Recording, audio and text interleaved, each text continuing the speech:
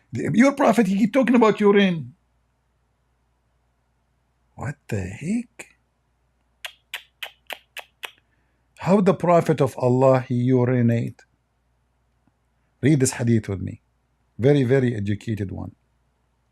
I heard Ahmad ibn Abdul Rahman al-Makaghmawzi saying from the blah blah blah blah blah concerning the hadith of Aisha. I saw Aisha, she said, I saw him urinating while sitting down. Muslims, why your prophet he urinate when he is sitting down like a female? Is that a practice he do only in the Halloween day as part of the custom, like he dressed like a girl? Any Abdul?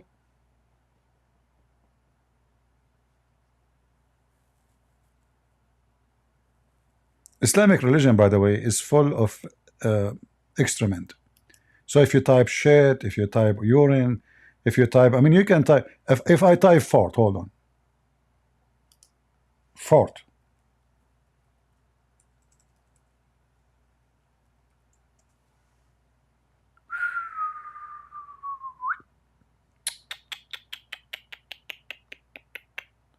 I can spend the whole day educating myself about farting of a Prophet Muhammad, fart upon him. Look at this. I just type fart. I did not type like Muslims. What's your religion is about? What is your religion is about? Seriously. This is philosophy by itself. This is so deep. And not to forget that Shaitan fart too. Yes, brother.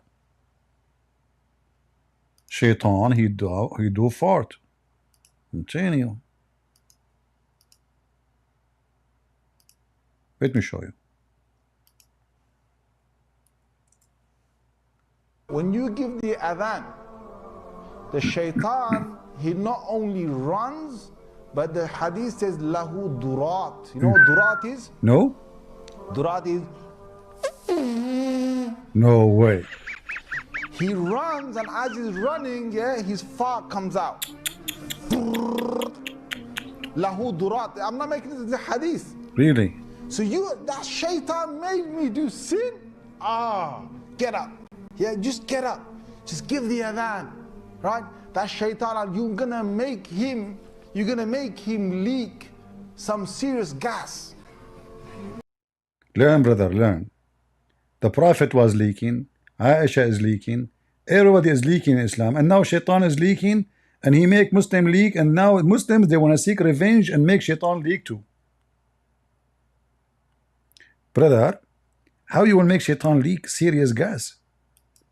I mean, I'm not going to report you to the Department of Oxygen or to Cortez because you are causing global warming problem. She will sue you. Brother, how we are going to make Shaitan leak serious leak, brother?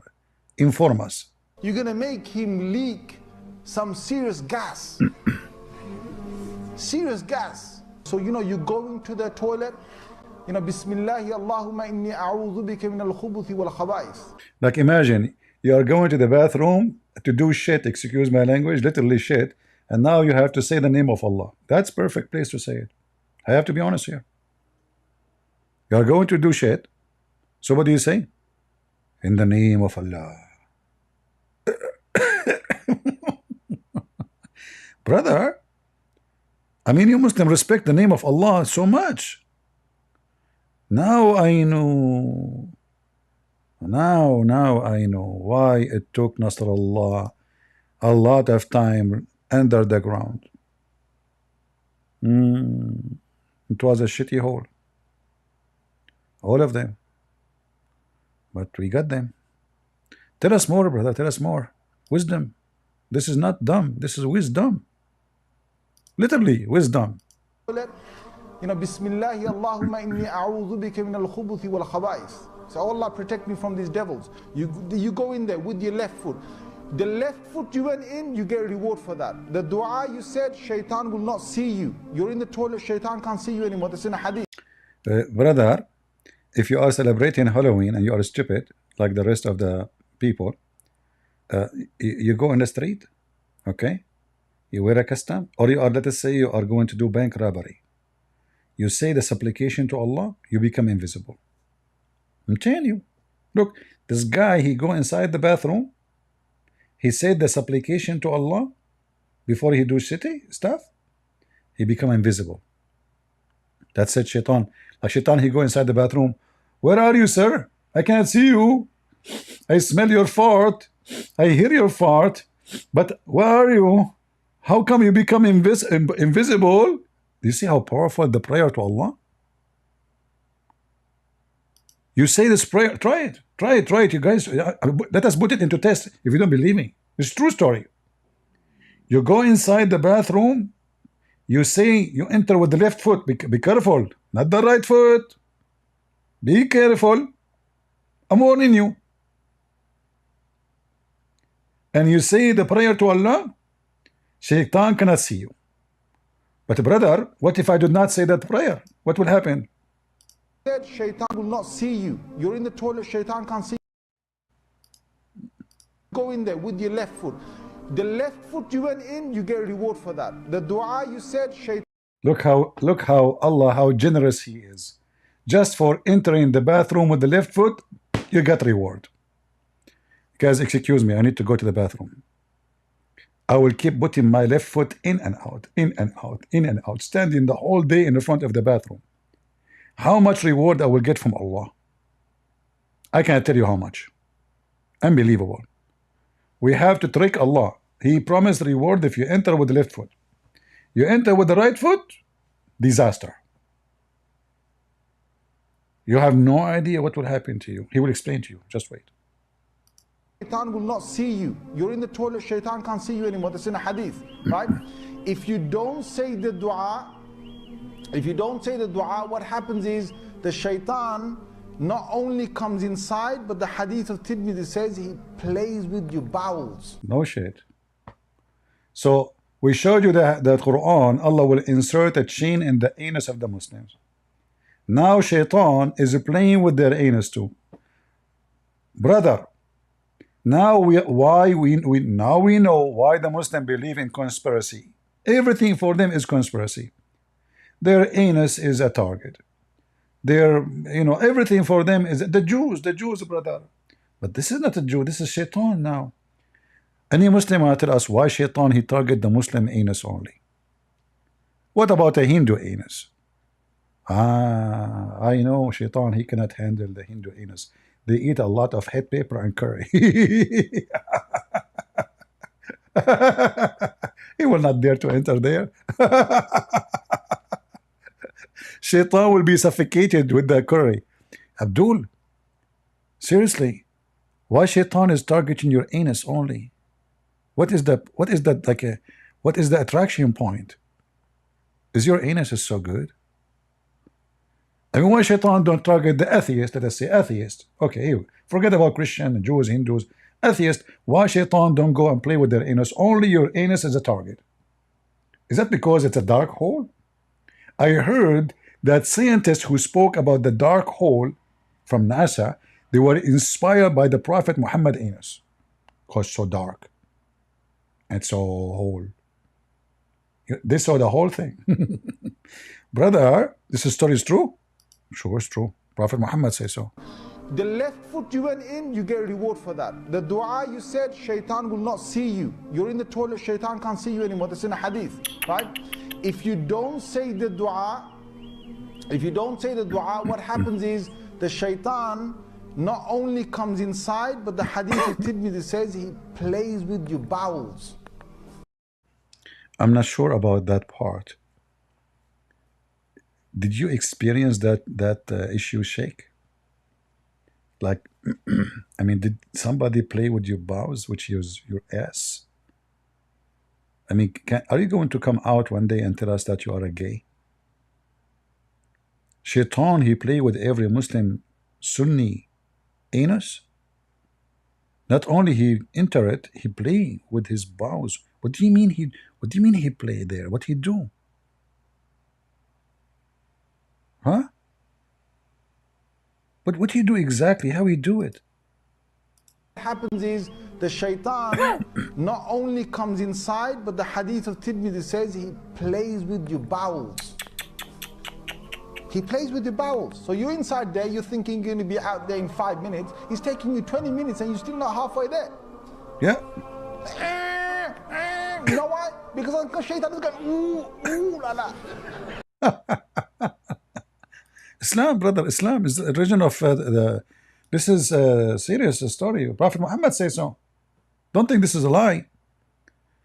Shit, the reason you go to the bathroom is not coming out because shaitan is inside your ass. You are pushing shaitan, you know. Shaitan here, he played the opposition. You know, like Democrat, a Republican. Trump, he wanna go to the bathroom. Kamala Harris is in his anus. Brother, you gave us a perfect explanation for the election in America. He plays with your bowels. So you're inside there, you're thinking you're going to be out there in 5 minutes. He's taking you 20 minutes and you're still not halfway there. How you know it is halfway there? Brother, I want you to be honest with me. What is the level of your expertise in halfway there? You been all the way there? And this is why you know the halfway there? What do you mean halfway there? You are so good in details, brother. Tell us more, tell us more. He plays with your bowels. So you're inside there, you're thinking you're going to be out there in 5 minutes. He's taking you 20 minutes and you're still not halfway there. You know why? Because... And by the way, do you hear the mosque praying in the back? The adhan, Allahu Akbar, Allahu Akbar, and they are Muslims are sitting in the same mosque talking about anus and shaitan going inside your anus. Shaitan is going, ooh, la la. See, the hadith told you, the hadith says to us. Hadith, Prophet said, why you are laughing? Why you are laughing? Even the Muslim, they were laughing. So he want to tell them, don't laugh. The Prophet says so. Take it seriously because those people, they start laughing. They thought this is a joke. He told them, the hadith says so. This is serious. The Prophet says that. Come on. Don't laugh. You know why? Because shaitan is going, ooh, la la. See, the hadith told you, the hadith says to us, he plays with your bowels. Yal'abu, he plays with your bowels. So you say the dua, Allah protects you. Shaitan plays with your... Hey, come on, don't make a comment, man. This is true. There's no need for this comment. I mean, come on. How in the world this brother here is a Christian guy? He don't believe in this story. I believe in it. This is true. Yes, it doesn't happen to me, but I guess because I read Quran. You remember the previous video? He says if you read Quran, that protect your butt.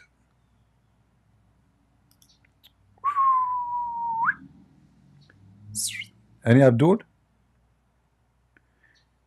Prophet Muhammad, he have a lot of Halloween stories. Any Abdul would like to join us live on air?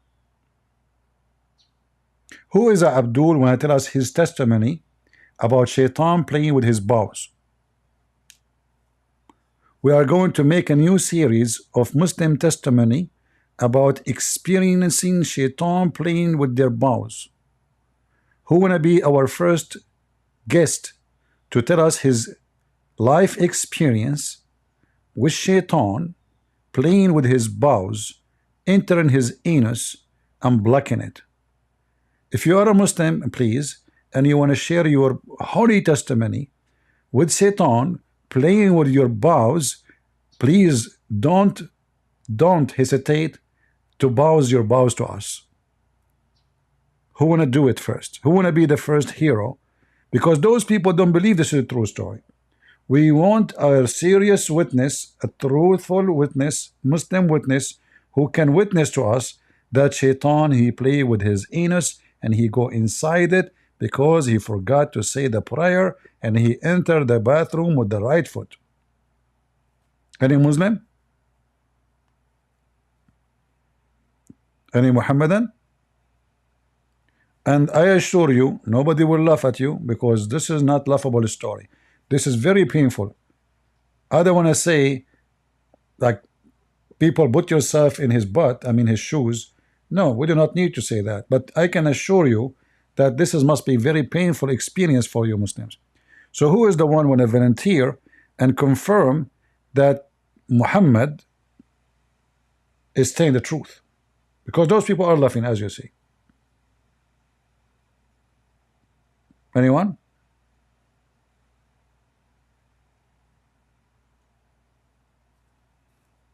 Anyone? By the way, I'm going to start selling Vaseline for Muslims only. Like, you know, Ali Dawa, she sell halal cat food. Muhammad Hijab, she sell nagla seed. Okay, Christian Prince, he sell Vaseline for Muslim butt. And I have my reasoning. Your butt get hurt when we debate you. Shaitan, he got inside it when you go to the bathroom. Shaitan, according to your prophet, hold on, there's a hadith I just remember. Is it true that Shaitan, he take hair from your anus when you pray, Muslims? Is that true? According to Muhammad, every Muslim when he pray, Shaitan, he will start unblocking hair from his anus. And he will not stop taking hair from your anus until he make you fart. Am I lying, Muslims? Any Abdul? Our Halloween night is getting more exciting stories.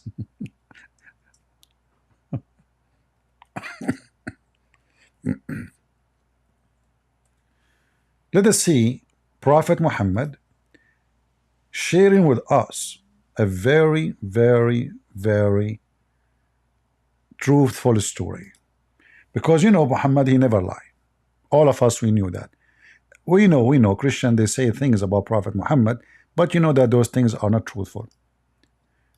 As you see, all those stories are very logical and they are very convincing. Read with me this story as an example.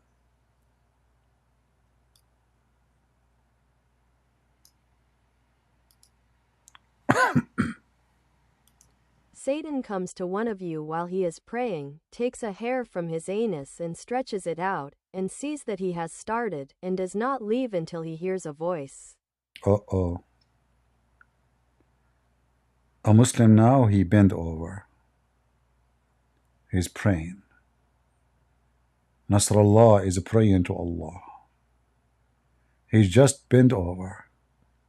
Shaitan is coming from his back. He hold the hair from his anus. The heinous Shaitan taking hair from the Muslim anus. He straight the hair out. He straight more. He put his foot in the butt of Nasrallah, pulling the hair out of his butt. It's hard to put it. It's long and deep, and his butt is hairy. Harry Potter says that. But he will not stop. Shaitan will not stop, will never give up until he take it out. And he make you fart when he take it out. So he hear a sound. And then he say, okay, he did fart. I broke his prophet, his prayer. So now Shaitan is taking hair from the Muslim anus specifically. Because if he fart, Allah don't accept the prayer of the Muslim. See how evil the Shaitan is? Targeting Muslims when they bend over. Based on this, by now, Nasrallah have bald butt. There's no hair. If you pray 5 times a day and you are 60 years old, well, obviously, by now you have no hair in your butt. Any Abdul?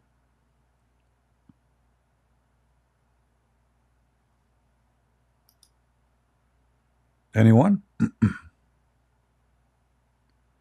So shaitan play with their anus, shaitan take hair from their anus, shaitan he wrap himself around their penis.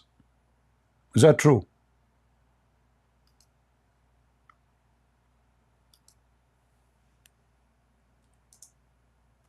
What's wrong with the shaitan? He is all over the private parts of the Muslims. According to Muhammad, if a Muslim don't say a certain prayer before he have intercourse with his wife, shaitan will go and wrap himself around the Muslim penis, and he will be the one doing boom boom to the Muslim women.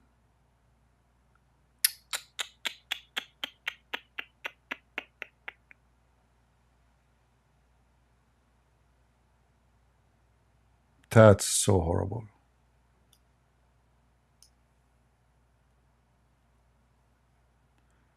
Let me see if I can find the story in English.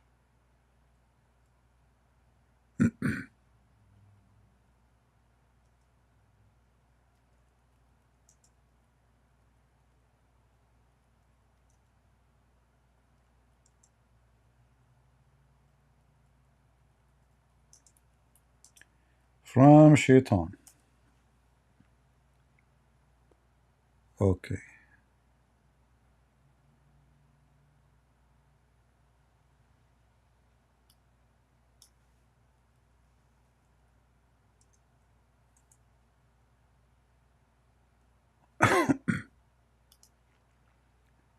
Let me show you.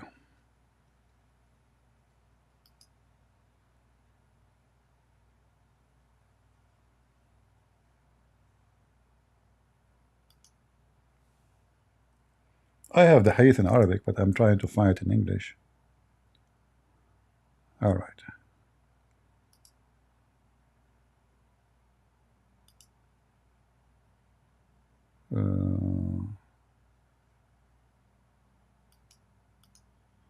I found one. I found two.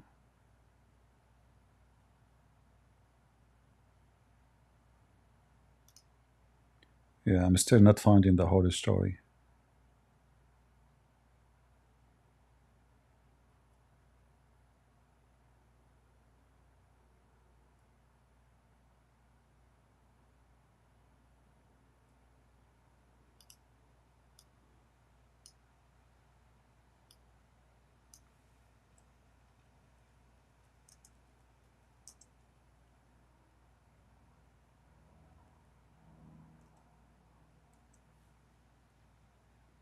Um,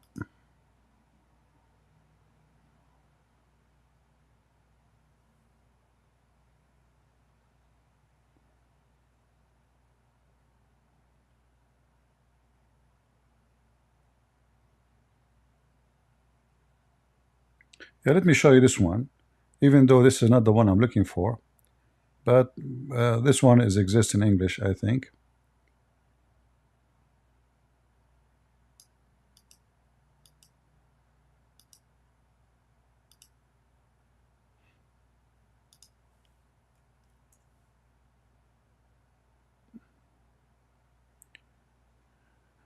All those references saying, according to Muhammad, that if a Muslim he had sex with his wife, shaitan will warp himself around the Muslim man penis, and he will be the one doing the women.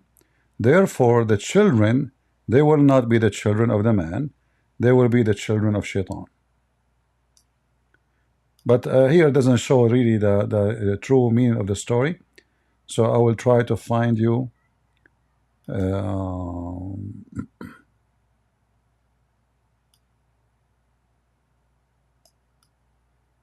the whole story here.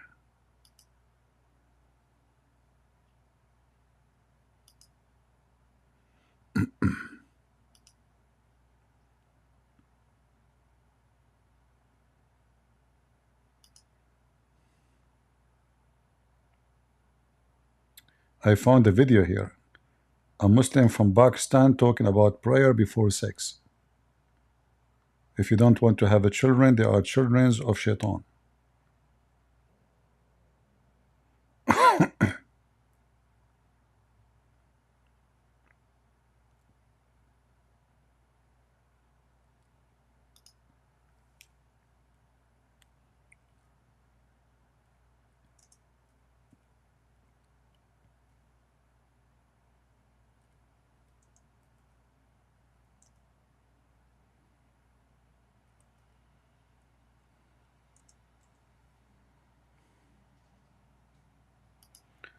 Let us see here.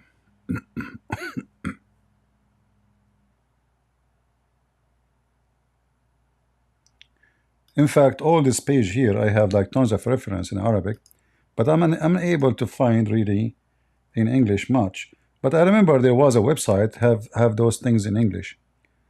So all those reference here speaking about shaitan, how shaitan he share the intercourse with the man. If the man he forgot to say the name of Allah before he have intercourse.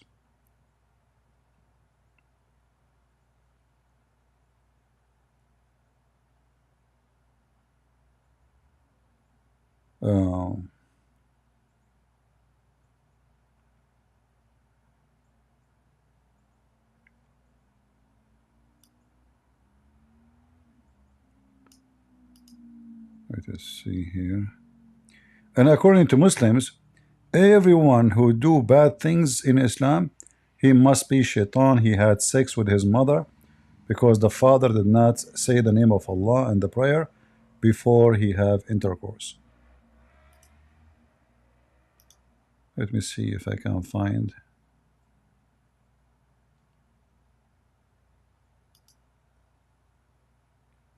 Oh.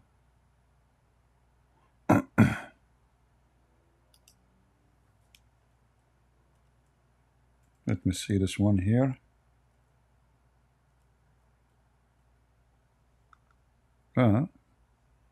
What happened?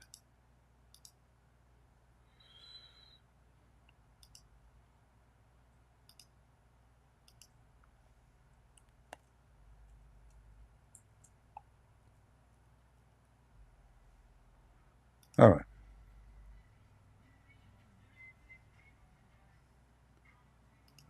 Let me show you this page.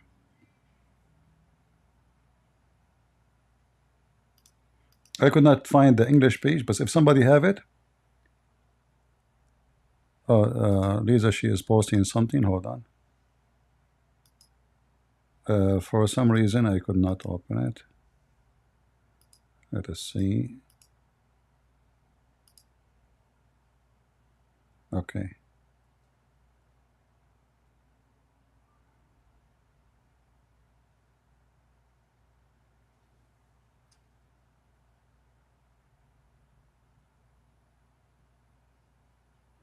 Yeah, but it doesn't say anything here about shaitan rounding himself around the penis.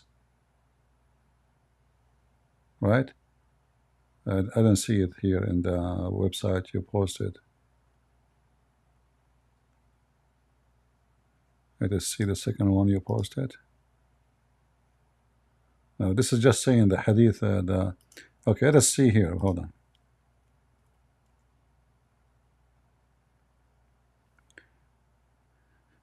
If you see the title here in English, in Arabic,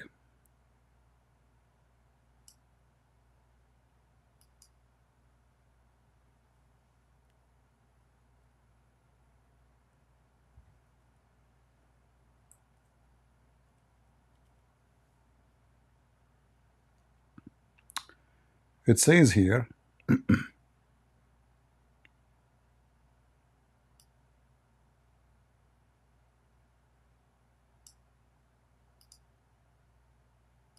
The jinn entered his urethra and had intercourse with him. That is what he said.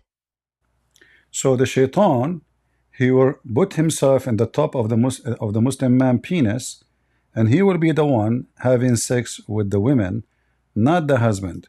And this is what Allah meant by Shaitan, he share with them their kids.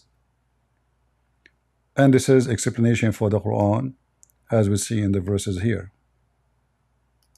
The jinn entered his urethra, so he had intercourse with him. That is what he says. No human being before them, nor any jinn, impregnated them. See? Because the Quran confirmed that a genie, which means Shaitan, can have sex with Muslim women. And because Shaitan, he can have sex with Muslim women, and there is a verse in the Quran says it clearly that Shaitan, he can share your kids with you. How he can share kids? The explanation is that Shaitan, he do intercourse with the Muslim women, and this is why the kids might be the kids of Shaitan if you don't say the prayer.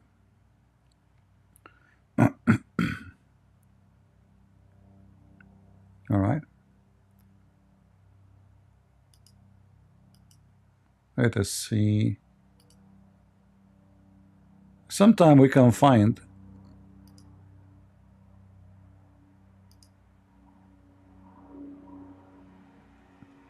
but you know, the hadith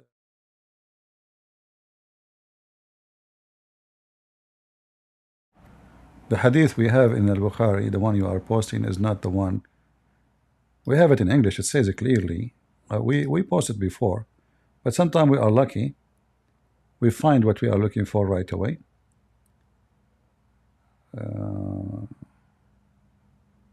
Let me see. I would try something different. Oh, Shaitan. Oh, hold on. Let us type in English 6 with jinn. 6 with jinn. See, now we found it. So here, this is a Muslim website. It says here, let me zoom in. Al-Hakim al-Turmudi, blah, blah, blah, blah, in the etc. reference, he said, narrated from Mujahid, he said, when a man has intercourse with his wife and does not name Allah, the Shaitan coils around his penis and has intercourse along with him. That is the meaning of Allah saying, whom neither man or jinn touched them before. This is the website. Let me post it for you, all of you, so you can save it for next time in case we need it. See, this will make it easier for you guys because it's in English, right?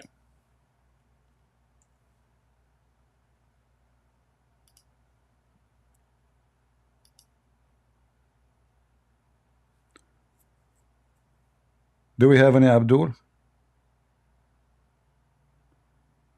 You know, I notice in the chat some silly women, they keep posting things like this woman. How many times I shout at her, she keeps saying the same stupid thing. Iced, she said, you are mine. Okay, Iced, I decide to block you because I'm yours. Here we go. Where's your name? Block. I mean, what I would do with those mentally ill people? You are mine, that's it. She decided that I am hers. Admin, did you block her? How come I don't see an option to block? I say remove, I say put user timeout, hide user from the channel. Is that will be enough? All right, let us see. Lord have mercy. I don't even dare to go in the street these days. Those women, they were kidnapping. I don't know. You know, I have already many Halloween. I don't know. It's enough that I look so scary. That's it. Mentally, you know, hell. Well, if she loves me, she can, okay, love me, but keep it in your heart. Keep it in your heart. Okay? Don't embarrass yourself. Potato. Do we have any Muhammadan?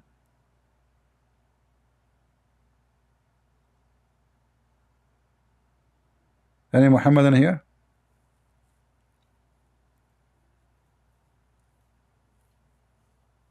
Anyone?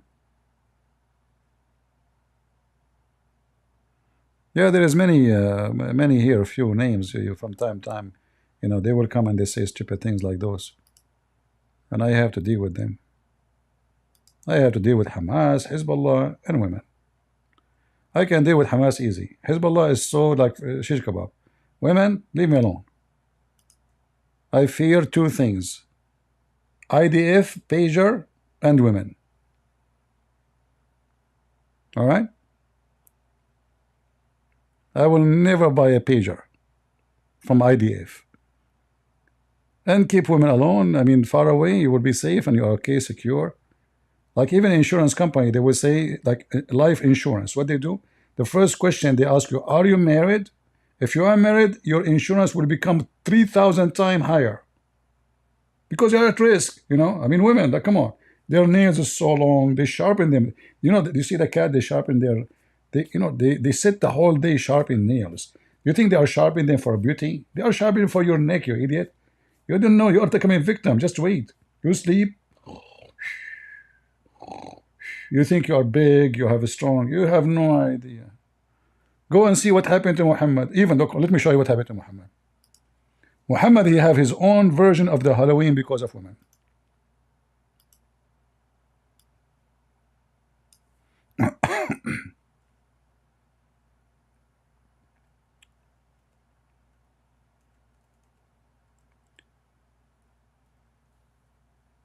The wives of Muhammad, they gave Muhammad a heck of a Halloween. To the point, Muhammad, he seek protection by Allah and the angels and every Muslim in the world and Jibreel. Do you see how big the danger is? Read really carefully. If you two repent, talking to who? To two wives of the wives of Muhammad only. Muhammad have 25 wives at least. Just two. Look what two can do. If you two repent, yet your heart certainly inclined. But if support one another, which means those women supporting each other, against him, against Muhammad, Allah is his protector, and Jibreel, and every righteous Muslim in the world. After all the angels. Who's left? Who is left did not get into the fight? Nobody.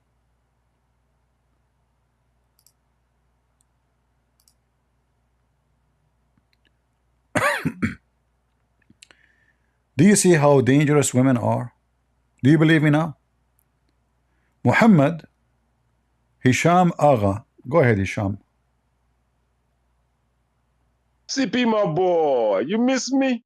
Yeah, sure, I miss you. You miss me? Sure, I miss you. I miss you. Go ahead. Who is the one is fighting there in this verse? There are two ways of missing somebody. You might Who miss me like who is fighting there in the verse? Yeah, I'll get to the verse. Just give me 10 seconds to say something. Hmm. There's two ways of missing. Who is You fighting? might miss me Who like is fighting in the verse? Don't waste my time. Everybody's fighting the woman. What? Everybody. All the believers, they be against when the angels of death come to finish their This what the verse is saying. This what the verse is saying. This what the verse is saying. Because Allah is telling you what the angels do, what Allah does. They'll get out of here. Let your dad talk to me. Dummy. You're a gay, you know what? I mean, you come here to be spanked, aren't you? Seriously, aren't you a gay? I mean, how many times I spank you, you donkey? And you keep coming here. Everybody would be fighting the women. You stupid idiot. You Muslims are dying for women. Isn't it your God? He promised you a lot of them in heaven. In fact, based on Islam, there's more women than men in heaven. Why? Because every man, he will have a lot of women for boom boom. Here, two wives of Muhammad. They drove the guy crazy. He cannot control them. The man, the strong man, Muhammad, he is very strong. By the way, the Muslim, they fabricate. They said, what his name, guys? He's a writer, philosopher. He said, I forgot the name. Somebody in Malaysia, I think they made an article that if a Prophet Muhammad he drink while he's drinking his coffee in the morning, he can solve all the problems in the world. Anyone remember this quotation from who? The Muslim fabricated quotation. Anyone remember? I forgot the name of the guy. They claim that this guy, he said, if a Prophet Muhammad drinking coffee in the morning, he can solve all the problems in the world. He's a very famous person, you know. I forgot. Western. Who? I forgot, man.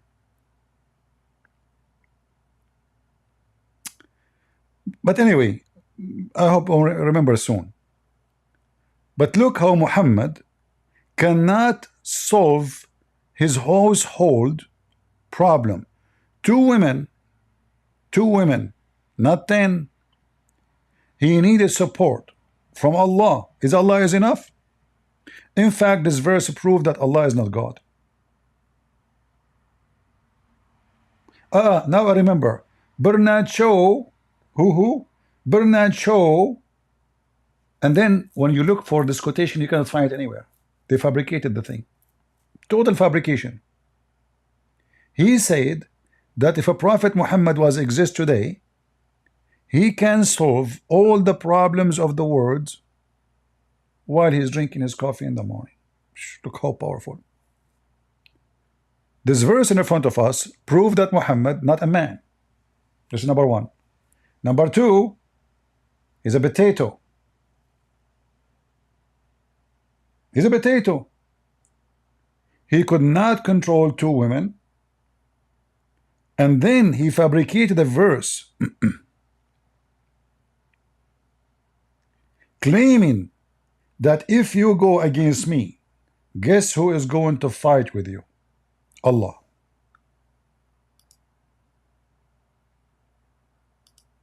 I need to highlight this. This website doesn't work here. Okay. So if you support against each other against Muhammad, then Allah is his protector. Oh, it's working. I thought it's not working. How we can stop it now? We activated this thing. We cannot take it back. Oh boy. Huh. All right. So Allah is his protector.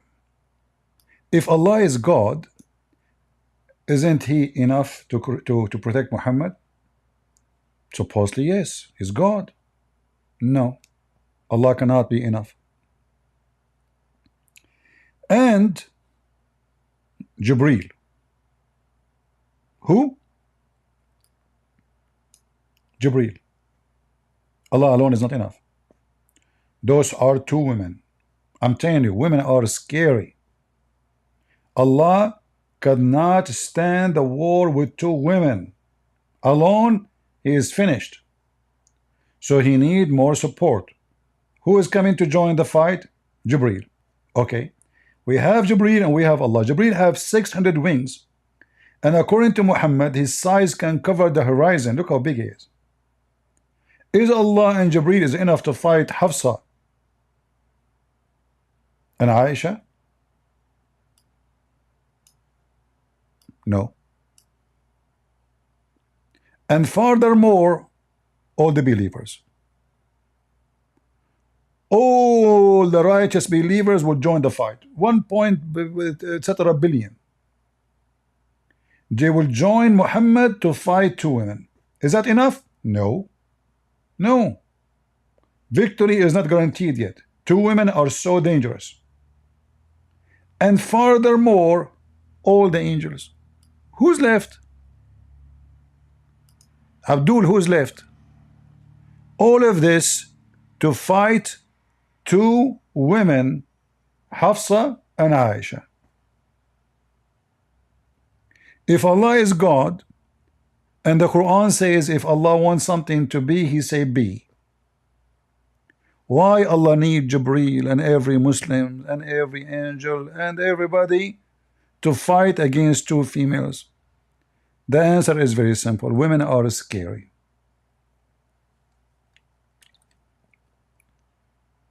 And they go on TV and they say we need to empower women. What are you talking about? More? Allah himself cannot win against them. Jibreel came, he told Jibreel, Allah, Jibreel, you know, let's go. Oh Allah, we cannot do it. Those are two women. Are you kidding me? They want to make us shish kebab. Me and you alone? To go on war with two women? Are you kidding me? Okay, well, okay. I ask every righteous Muslim to join us. Allahu Akbar jihad, you know. And the righteous Muslim, they were coming from everywhere. From everywhere, you name it, you know, like everywhere. Everywhere. Like where? Like from Iran, from Gaza, you know. Like they were coming from everywhere, brother. And then those two females, they eliminated the righteous Muslims one by one. Allah is losing.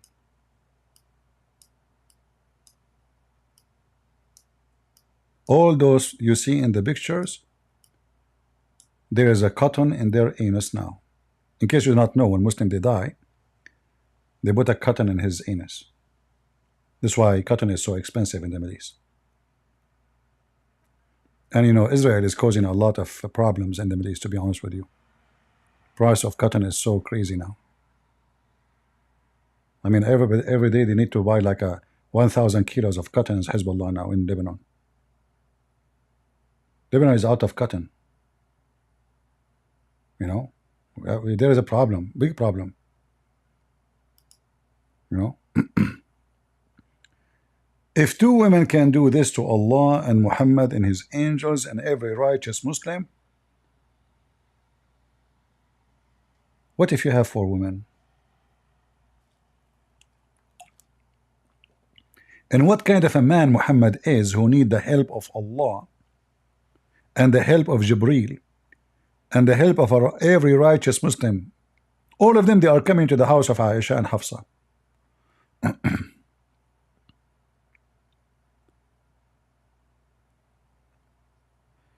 Al-Minhaji, he says, I drop a brother because he want to answer me. No, he did not answer me. He says, yeah, this is angels are fighting every woman. That's not true.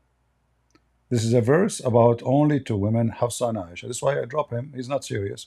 He's just a kid. What about you come to the mic and give me the answer? You know what? I have a challenge for you. If you can find me one Islamic interpretation saying what this guy said, you're the man. I say this is only about Hafsa and Aisha. This is ultimate fault. He changed his name. Go ahead. Now you know. Run now. You're gonna run? Is it Yeah, true? I play with Is it true you you fabricate? gonna run? Is it true you fabricate an answer? Apologize. I fabricate an answer. I quote a verse. For everything I say, I will give you a verse. No, I'm talking Simple about as that that. verse. I asked you this verse is about That who? verse says, I ask you, that verse this is verse is about who? Let us repeat. Let us start from that zero wasn't again. your question. Let us start from zero That was again. not This your verse question. is about Okay. who? It's about two wives of the prophet. How you know? It's about two wives of the prophet. Because it said, if you don't repent, he's going to divorce you. Who can you divorce if they're not your wives? How you Are you know? nuts? How you know it's about the wives of the prophet? Because Allah says, if you don't repent, the prophet will divorce you. What do you divorce? Your Okay, donkeys? okay, Your hold monkeys? on. How you know What do you still? divorce? The pig? Okay, Muslims they can divorce Do you before divorce your monkeys or your donkeys? you divorce before getting married in Islam, don't you know? I said, you said, how do I know? All Right? right. Who are those Yes. two? Who are those two women? I don't know. I just know that it's two of his women. What they did? Doesn't matter. What they did? It doesn't matter. they revealed the secret that he told one of What them. is the secret? It's not told in the Islam. Secret If is they not reveal the disclosed. secret, if they reveal the secret, that means everybody knows the secret now. How come you do not know? No, no. What do you mean no? Look, okay, now, okay. Let me answer Guys, now. did he just say they reveal the secret? As long they reveal the secret, that means everybody knows the secret now. No, if you reveal a secret, only knows it the person to whom you have revealed it. Are you slow? No, So they reveal the secret to everybody. Okay, let me talk now. They reveal the secret to everybody. They reveal the You're acting secret like a to little everybody. coward. You're acting like a little coward. Can I talk? I want to answer your question. You That's all you said they got. reveal Go the on. secret. They reveal the secret to who? Yes. They revealed the secret to some other woman of theirs. Hmm. Allah blamed them. Allah said, the prophet said a secret to one of his wives. Uh-huh. It's yes. So then you asking me, where do you know that? How do you know it's his wife? To one of his wife. Okay. And then the wife revealed it to another wife. Mm-hmm. And Allah said, if the two of you don't repent, he will divorce you. And you're still asking me, how do I know that there are his wives? In the verse it says he will exchange them, not only divorce them. Is that true? Yes. How he you will divorce and replace them. exchange? No, it says you exchange. You replace. Replace. No, exchange is not replace. You don't exchange. Is it true? Is it true that the Muslims believe in exchanging women? The verse says, if there is a I'm divorce, asking you, how are is you it true? Is it true? Is it true that the Muslims they practice exchanging women? Yes or no? Are you changing now? Now you're saying it's what is the verse saying? Does it say exchange? The verse says divorce and exchange them and replace. If you divorce, you can exchange anymore. That's not yours anymore. No, you exchange what is yours. Dummy. No, it says in you fact. Exchange what is yours. If you In divorce fact, a woman, in that's not your fact, wife it anymore. says How can you exchange? Okay. It says perhaps. I said, does it if say, you divorce a does wife, it say, is she still your wife? Okay, hold on. Does it say perhaps? If you divorce a woman, is she still your woman? Does it say Allah perhaps will divorce them and exchange them? I said replace them, replace you by other. No, Let's read the verse. Where is the word replace? Where is the word replace in the verse? verse. Can you show it to me? Let's read the verse. Where is the place? Where is the word replace? If the two of you don't turn to repentance, it will what be is the word replace? You claim that you are expert in Arabic. Listen, you claim that you are expert in Arabic. Where is the word? What is the word replace? What is the word replace? Let me read the verse. Read it. Let me read the verse. Read it. Like a little coward. Read it. Okay. Let me get my book. If I can read I'm trying to read your screen. Do you know how Ultimate Thought read the Quran? He have something is written like not in Arabic, written in Latin letters to make himself pronounce the Quran. If you say it, I give you $2,000. Transliteration. Say it. I give you $2,000 right now. Transportation. I fought at you every day. That's why I call it Ultimate Fort. So transportation. Go ahead. Go ahead. Transliteration. Transportation. This is transportation because it makes the Muslims fart a sound, but they do not know how to read. So you Muslim, you fought Quran, but you do not know how to read. Who doesn't know how to read? Read. Okay. Let us see who know and who do not know how to read. Go ahead. Read it. Read it. Transliteration. Say it. I'm gonna teach you how to read English. Read it. Read it. Oh, okay. Read it. There you go. You better dodge that one. Read potato. Let everybody laugh at you. Read it. What chapter was it again? 33? You don't know what verse we're talking about? Yeah, I know the verse, but you know the verse, but you don't know what chapter. Chapter 33, verse. No, it's chapter 65. 66. 66. I had to be, yeah. Scholar, he's a scholar. 66. Okay. Sea pig. Transliteration. Read it. Okay. It says, the prophet has trusted one of his wives. No, read for me. Listen, potato. Read for me the Arabic where it says Allah will replace them. In Arabic, show me. Listen.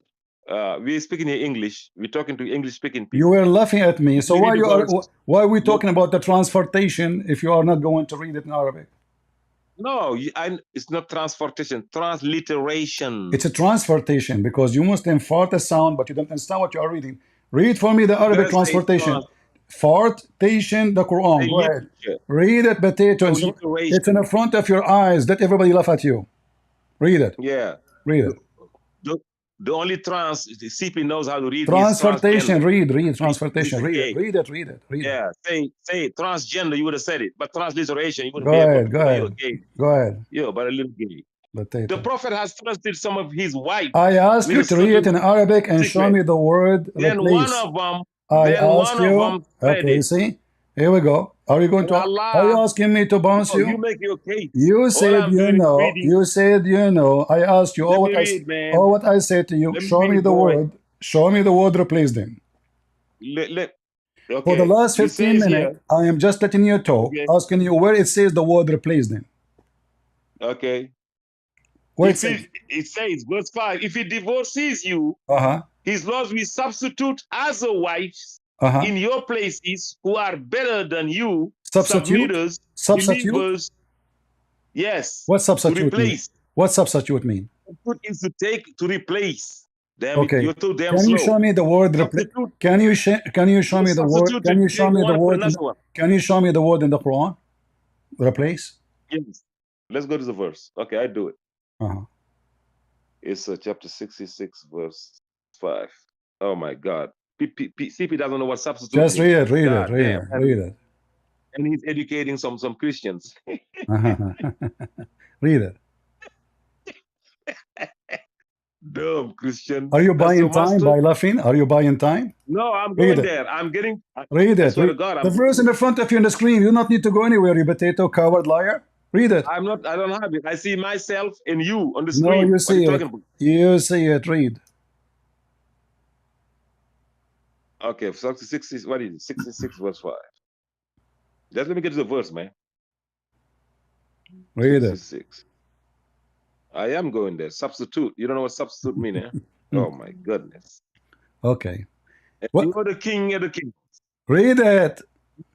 An illiterate teaching to some Christian. Guys, do you see why I bounce him out? I mean, this guy, I keep asking him the same I'm here. question for the last 20 minutes. I'm here. I'm Can you there. read for I'm me the there. word where it says he I will am replace there. them? I am. All this Okay. drama. Abdul, okay, listen. Don't Okay. read it for me. Don't read it for me. I know you cannot read it. It's embarrassment. No It's problem. a yubdillah. It's yubdillahu. يبدله. Yes. يبدل mean exchange, you coward. No, I prove to you it's not. It's to replace. To No, replace. it mean exchange. Yubaddil. Exchange. No. Let me prove to you. Exchange. Let me Okay, what the let me word? prove it to you. What the word badal mean? Well, to it could be exchange, but here it's to replace. All right. So here it's a No. replacement. All right. If we go to the Islamic interpretation for the verse, what they will say? The same thing. The same thing? Yes. All right. What it says in Yes. Ibn Kathir? What it says in Ibn Kathir? I don't care. Take anyone. They will all say the same. You divorce, you replace. Go ahead. I challenge you. All If right. they say anything else, I send you a grand. All right. If we go to the dictionary, You miss 2 grand. if we go, You if miss we 2 go, grand. That's if why I we said go you right miss now, me like you if miss we a go rock right in your now, shoe. I'm a potato. rock in your damn If shoe, we boy. go, don't come on. If you wanna, Go ahead. if you wanna go right now to the dictionary, what the word yubaddil mean? You said you was gonna go to Ibn Kathir. I will Oh, use now you're Ibn not. Kathir, but I want to see how much. I give you You don't permission to speak go to Arabic. English. Hold on. You don't speak Arabic. How you know what the word mean? I said if you do the occurrence of the If you word in don't the Quran. speak Arabic, Abdul, That's how I study. if you don't speak Arabic, how you know what the word mean? I go. Let me tell you. I go to the Quran. I do the occurrence like this word right now. You do what? You do what? I go to the I go to the Quran and I do the occurrence of the word. You do what? Do you know what occurrence is? No. Occurrence. What does that mean? Oh my God. What does that mean? Occurrence. I gotta teach you English too. Occurrence is to see wherever the word is used in the Quran. Okay, Occurrence. okay. O-C-C. Is this word is used in the Quran Okay. somewhere else? Yes, it's used in 259, 261. It's Okay. 44 times in the Quran. Okay. 44 times. What it says there? Okay, like pick one. Uh-huh. Let me pick a random one. I Uh-huh. pick. Uh-huh. You see, in chapter 2, in chapter 4, verse 2. Let me show Let's you. read it. Let me show you. You are just an idiot. No, I You can are read. just an idiot I can donkey. read. Just let me read. It's you who mentioned that this It verse says, exists. you Okay. shall hand. This is the Listen, word. This listen, is the word baddala. listen, This is the listen. word. You This shall. is the word I baddala. am What the reading word you. baddala I give mean? an example. What the word baddala mean? Let me to take something and put something else Thank to replace. you. Thank you. That's what I said. It mean to exchange. Read carefully with me. Change. Change. Do you see it? It's a change. This is what baddala mean. Give me the other verse. Give me the other verse. I'll give you more. You don't know. I just showed you one in the screen. Yeah? Chapter 27, verse number 11. It says, I am teaching you now. change. Hold it. Let me teach you, man. Change. Okay, I am teaching. So what? And the Okay. word you baddal mean Well exchange. down. So Muhammad will give Okay. his wife. Muhammad will give his wife to someone. This is the divorce they are talking about. And he will Read take chapter someone 60. else's wife. Chapter 76. Read chapter 76, verse 28. 76. 28. I'm gonna teach you today. You gotta All learn right. today. You don't know Arabic, You gotta potato. learn You don't know even. today. You don't even know one Arabic word. Read You it. gotta learn today. Oh, read it. Okay, read it. Okay, it says. Uh-huh. It says if 28, right? Uh-huh. It says it is we who created them, Uh-huh. and we made them of strong build. Uh-huh. And when we can replace them with others that will not be like them, dumbass. All right. So Let us see how this right, translation is false, dumbass.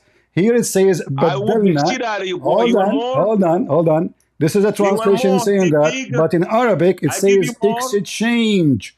Exchange. We exchanged them. No. Here we go. This is It says it in your translation. Replace your domain. this is your dictionary. This is the dictionary. It's a dictionary. Now Baddala. you Okay, hold on. more? Okay, hold on. Okay. I Let me give you show. more. Okay. The translation you're reading. What translation you're reading? I'm reading your translation. I just Okay. read yours. This is not my translation. This is your translation. Okay, now read chapter 70, verse 41. I give No, you hold more. on. No, one by one. Hold on. One by one. One by one. I read your translation that says repeat. I just changed the translation. Does it say exchange? Oh, now I'm gonna pick when this one said this, but the one you brought said replace. Oh, now you're going to find another one? Is this guy a Muslim or not? You don't know what exchange means. Do you know the difference? Do you know the difference between exchange and okay, hold on. Is it true that do a you know the man difference? is it true DP? is it true that a man he came to Muhammad and he asked him to exchange women? He gave him his wife. No. The prophet will give him his wife. Is it yes or no? Same is the word. Huh? Do you know the difference between exchanging and replacing? Do you know the difference? Does it say in the front of you exchange? I said, do you know the difference? Yeah, if I you know the don't, difference. I will explain. Yeah, the difference is I give you something, you give me something in return. Exchange. Okay, and now what is replace? You gave me something. I have to give you something. You give me something. I said, that one is what? Exchanging or replacing? Exchanging. Replacing, I do Exchanging. not Now, need. Replace, I do not need to give to anybody. I just replace what I have. I can keep. I can have them both. But I can. Exactly. But when I say when I say exchange. When I say exchange. When you That means replace, you can have I both. exchange with my someone. part, I don't have I exchange with someone. Hold on. I exchange with someone. Who is the one will be exchanged in this story? Let's say I got a Honda and you got a Toyota, and me and you exchange. All right, but here we are talking. Take a Honda, I will go with you. Now, let me talk. No problem. I will go with you. Talk. So who is the Honda and who is the Honda and who is the Toyota? Aisha? Let me educate. Okay, let me get to the replacement now. No replacement. You having my Honda and you and me having your Toyota. Now, if I replace my Honda or if you replace your Toyota, you will get rid of your Toyota and go buy you whatever car you buy you. That's replacing. Don't confuse First of all, exchanging. just to show you If how, you divorce woman, how ignorant you are. listen to me. Listen to me. Can Muhammad even divorce his wives? Of course he can. Can you prove that to me? Right there. If you don't repent, he will divorce you. Are you slow? If a woman get divorced, she can get married again, right? His wife, no, not for his wife. So guys, there's no divorce for Muhammad It is because divorce. his wives are staying his wives forever. So there's no divorce here. There's exchange the only. of the believers. Yes, the wives of Muhammad, he have no right. Let us go and show you another verse. Just show you how ignorant you are. Not only you do not know Arabic, that. you do not know English too. I know that. Hold on. No. You what you know? Hold on. You're a prophet. When he said any believing women, she offer herself to the prophet to F her. Then when the ugly, sorry to say the word, ugly women, they come and they offer themselves. Look what it says. Look what it says. You don't divorce Read the one you carefully. just F. Read carefully. You don't divorce the one you Read just carefully. F. Chapter 33, verse number 52. Read for me. Read for me, verse number 50. Read for me the verse in the front of you. It is not lawful for you to marry a woman after this. This is the limit. The prophet cannot do it anymore. Nor to change them for others. Thank you. Meaning if you divorce, if Muhammad cannot change, let's read. Does it say divorce or change? Listen to me. It means if you divorce, you cannot have another one.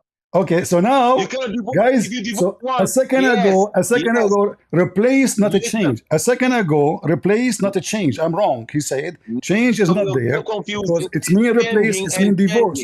Okay, now it changed. Change mean what? Change mean what here? You again confusing exchanging and changing. Change mean what? Change mean what? Change mean what? If Muhammad wives, listen, Muhammad cannot replace his wife. If you change your car, did you replace your car? It means replace. Guys, did he say? Did he say? Did he? You see, we got your butt. We got you. You've been smoked again. You said he is going to replace them, but the Quran says Muhammad cannot replace his wives. He cannot. I said if you change car, you have replaced car, but you did not exchange car. Hold on, listen, potato. Are you listening? Are you listening, potato? Are you listening? People are laughing at you. Yes. You just confused changing and exchanging. The previous verse. Let us go back to the previous verse. In the previous verse, can Muhammad? You said it means replace them. Can Muhammad replace his wives? Can Muhammad replace his wives? He cannot. Yeah, from this one on. No. From the verse you just quoted. It's over for him. But already Muhammad. Said, if you divorce these, chapter 33. Okay, hold on. Okay, potato. Chapter 33. Let's go there. Okay. I whoop the shit out of you. What shit, you idiot? You just beat yourself, potato. I just say to you that if a woman she offer herself, which verse came before? Which verse came after? Oh, you can tell. If Allah says after this, all right, that means that this is the last one. You dumbass. All right, this is chapter 17. Okay, chapter 33, correct? Chapter 33. Which verse? Verse number 50. 50. Oh, okay. You're on the screen. Okay, you want me to read it? Yeah, you can let me read the whole verse now. All right. Don't cut me off. Okay. Don't cut the verse. Okay. Oh, prophet. We have made lawful for thee thy wife, whom you have given their mahr. Mahr is your dowry. And what thy right hand possess. That's the prisoners of war. Spoils of war that God has given thee, and the daughters of thy uncles, paternal uncles, ounce paternal. Do you have to read so slow? I mean, why are you so slow? Like, are you out of battery? Read it, come on. Yes, I'm slow. You know, I got to, you know, I took my ultimate proofs on, I put the CPs on. Okay, to make it simple, there's no need to read it all again. We did read it already. Wait. Chapter 33 came before or chapter 66? Let me read the verse. Okay. No, give me the answer. You said that verse saying that you said, hold on. You said 33. Let me read it from here. It'll be fun. I got my book. Because it's too small, man. I'm almost closing my eyes to be able to read it. Oh, okay. You know, you're my boy, CP. You miss me like a miss a rock in his shoe, or like don't make me fart on you and kick you out. Speak as a man, otherwise I will. A gay boy. Go. I thought I was a Speak father. like a man. Now. Okay, listen. You gonna take my name? Chapter 33 came before or chapter 66? Okay. Oh, prophet, we made lawful for you your wives to whom you have paid their due dowry. Don't repeat the same thing. We did read it already. Chapter 66 or chapter 33. I read three sentences. You said after this he cannot replace his wives. You said that he cannot exchange his wives. You said that already. I said. You gave me the answer. No. You said after this, he cannot exchange his wives. Everybody heard you. Yes. All right. Yes. All right, guys. So now, which chapter came first, chapter 33 or chapter 66? If it says after this, you know it had to be chapter 66 last. There's another question. After this. There's another question. If I tell you the last, so now you know the first. I'm asking you, which one came first, chapter 33 or chapter 66? If you say CP and Ultimate Truth are racing and CP came last, and you say that Ultimate came first? This is not the answer. Give me the answer. Shut up, man. Which one came first, chapter 33 or chapter 66? I'm freaking slow, man. Give me the answer. Give me the answer. Give me the answer. Give me the answer. I am giving you the answer. Give me the answer. Okay. So which one came first? Please. The one that says after this you cannot do it anymore comes last. That's it. It's simple. This is the last. That one came first. All right. Okay, guys. He said, everybody my witness. He said this is the last. How you know? Because of the logic? Because of just listen to it. After this, you cannot have it anymore. All right. That's it. All right. So if we go right now and check all the Islamic scholars, including your Rashad Khalifa, which one came first according to them? Go. Prove it wrong. All right. Here we go. This is your Islamic website. Of what? Now which chapter are you comparing? Which chapter are we comparing? Which chapter? Shut up. Show the verses first. Shut up. Show the verses first. No. Show the verses. Everybody knows which chapter we're talking about. Shut up. Show them first. Shut up. No, you gotta show the verses. You gotta show the chapters first. So then we gotta have witnesses. I'm showing them. 1,400 people witnessing on YouTube. Here we go. 200 people witnessing. This is the Quran. You gotta go first. This is the Quran according to Revelation. Go back to the chapter verses. 33. Chapter 33. Where it appear? In which chapter? Which one? Chapter 33. What the number of the chapter? What the real number of the chapter? No, I want to see where it says. I don't recall the chapter number. Where it says, if after this you cannot have any more wives. That one. So go back there. Show us the chapter. So do you see now with me? Chapter 33 is number 90 in the Quran. Do you agree? Okay. I said, show me first. Let's go back to the chapter. I'm showing you. Remember, chapter 33 is a chapter what? You say whatever you want to say. I want you to go back first. Show us the chapters. Repeat. Chapter 33 is number what? Chapter 33, I know is saying that you're allowed to. What is that chapter? I'm asking you. It is number what according to Revelation? You tell me. I can read this. It's in front of you. It says 90. Do you agree? Okay, go ahead. Do you agree? Do you agree? Do you agree? Which is that chapter? Do you agree? Bro, do your thing, man. Do you agree? CP. Do you agree? You're playing games. Do you agree? Do you agree? You got to show me. Do you agree? The chapters verse. I know it's chapter 33, and which one? Which is the other one? Do you agree? CP, move on, man. Show me that's a Do chapter. you agree with the chapter Show me 33 is the number chapter, 90? man. Why you don't want to answer? You're a coward. Answer. Do you agree? And chapter 66 is 107, you dumbass. So he's the last, dumbass. Chapter 66 is number 70? 107. 107. So, okay, hold on. So now, so okay, I hold was on, right. guys. He just said, I was right. So I whooped the shit out okay, of you, boy. listen. Look what you just did. Look what you just did. You just said, Go ahead. said that Move up. 66 came Move after, up. correct? Show it. 66, you just said 66 came after, correct? That's what we said. I said the one he said Thank you you can very have no more. much. You It's just got your prophet busted because it is in. Hold on, 66 you can have no more. hold on. Listen, Man, listen, shut up, boy. listen, guys. I whoop He the just shit out of you, agreed. He just boy. agreed. He just agreed that That's chapter what I six. do. This Chapter how 60. I do Shut up. it. Let me talk. Let me talk. I Let me whoop talk. the Let me shit out talk. of Let me you. talk. You just I gave your. whoop the You shit just out of gave your you. prophet a finger. You gave a prophet a Chapter finger. 33 is 90. Let Chapter 66 is me 107. talk. I will give So you I the was mic. right. I will give you the mic. So chapter I was 33, right. chapter 33 came, Is 90. according to you, came before 66, and everybody heard you. But look what it says in the chapter 33.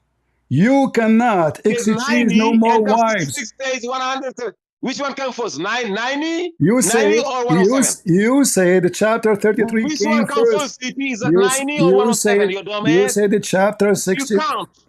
You see, Do guys, you go to 90 to get to 107? mentally ill. What 90? Potato. I ask you, which one came first? You agreed that the chapter 9, chapter of Al-Ahzab came first. He will not let me talk. If it came first and the other one came after 66, that means your prophet is a fraud because he just gave contradiction, because he cannot exchange his wives no more. So he's making an empty threat. Empty.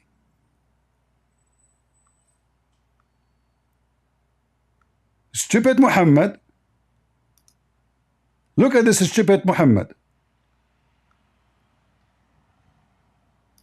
You see the one that let me talk? It's recorded. I challenge you to download the video and put it in your channel. We asked him which one came first. He said Al-Ahzab. Stupid Christian prince. For sure. At-Tahrim came after. Okay. But in the chapter of Al-Ahzab, you donkey, it says, after now, there's no women are lawful for you.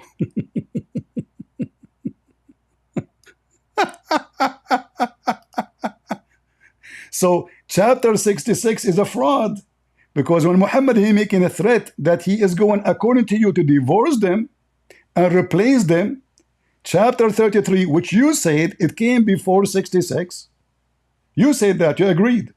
You said, you stupid Christian prince, which one is first? The one which is 90 or the one is 107? 107 is a chapter 66. Donkey. 90 is a chapter of Al-Ahzab. So Al-Ahzab came first and you agreed. But in Al-Ahzab says you cannot, no more, no more. It's lawful for you to exchange. Guys, do you see the word exchange? You want to debate Christian prince, you potato?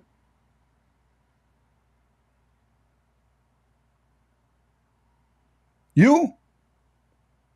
I challenge you to take this video and put it in your channel if you are not a son of Muta. If you are a man. He will not let me talk, so he can dodge what he just said. He just exposed the contradiction of the Quran. If Muhammad cannot, after today, he cannot divorce women, marry women, exchange women. It's not lawful. And he agreed that this verse here came, chapter 33, came before 66. So all the threat here is a fraud, because he cannot divorce them, and he cannot exchange them, and he cannot replace them. Are you guys getting the point? So you have to be very patient with such a coward liar, but at the end we have good fruits. And now let us see how many people would download the video with your voice admitting that the Quran have a clear contradiction, massive contradiction, stupid contradiction. So Muhammad here, when he make a threat saying that Allah told me this, he can replace you, but it's Allah himself, he said to him already in chapter 33, that from now on you cannot replace, you cannot exchange. In fact, the word exchange is in front of you. Do you see it? Why? Because Muhammad used to exchange, and I will give you an example. Muhammad, he exchanged Safiya with 4 women with Safwan, sorry, Dahy al-Kalbi.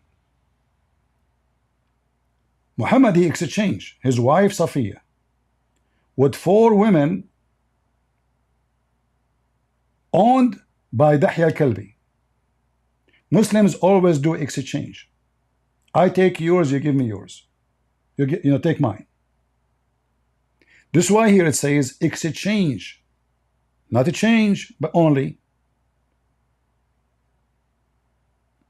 Do you see it?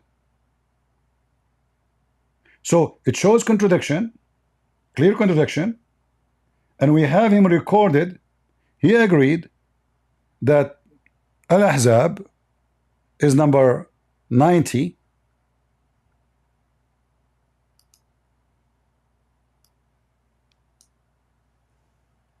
Stupid Abdul. You see how we got you busted?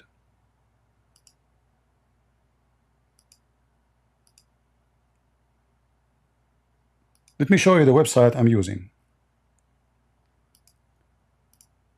And he cannot say I don't accept it, etc., because already he agreed. Correct? He agreed. He can't say I don't accept this. So if we search for the chapter of Al-Ahzab,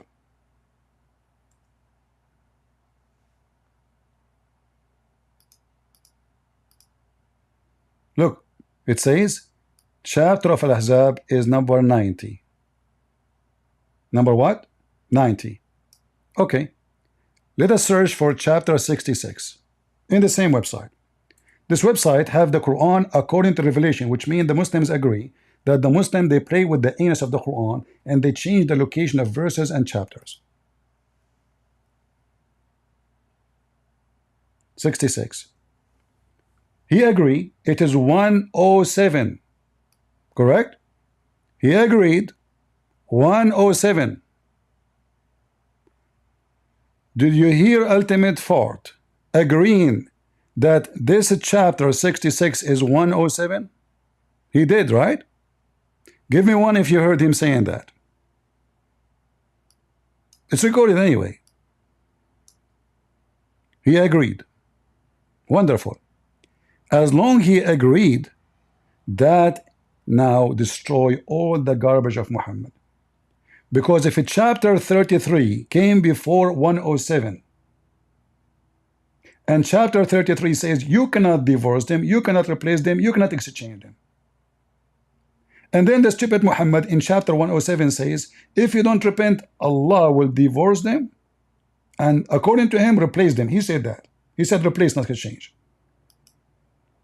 Do you see how stupid Muhammad is? And how stupid this Abdul, who do not know a single Arabic word, they want to teach me Arabic. From now on, Muhammad, after this, it's not lawful for you, because Muhammad, he cannot even take more, he cannot even have sex, because Muhammad now, his penis is not working, he's getting old. Even the hadith support that. That's why he made this. It's not lawful for you to take more wives in exchange of them. You cannot. It's forbidden for you.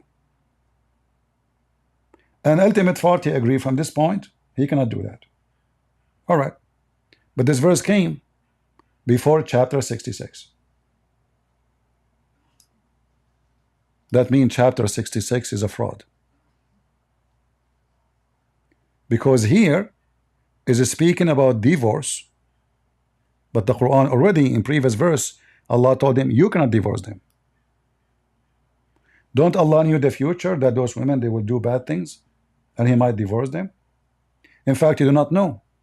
This is why it says in the Quran, it may be. Do you see the word maybe? Why God will say it may be? You don't know. He's not sure. This Muhammad making verse. He divorced you, but how he can divorce them, you stupid, if your Quran already forbidden you from divorcing those women or exchanging them?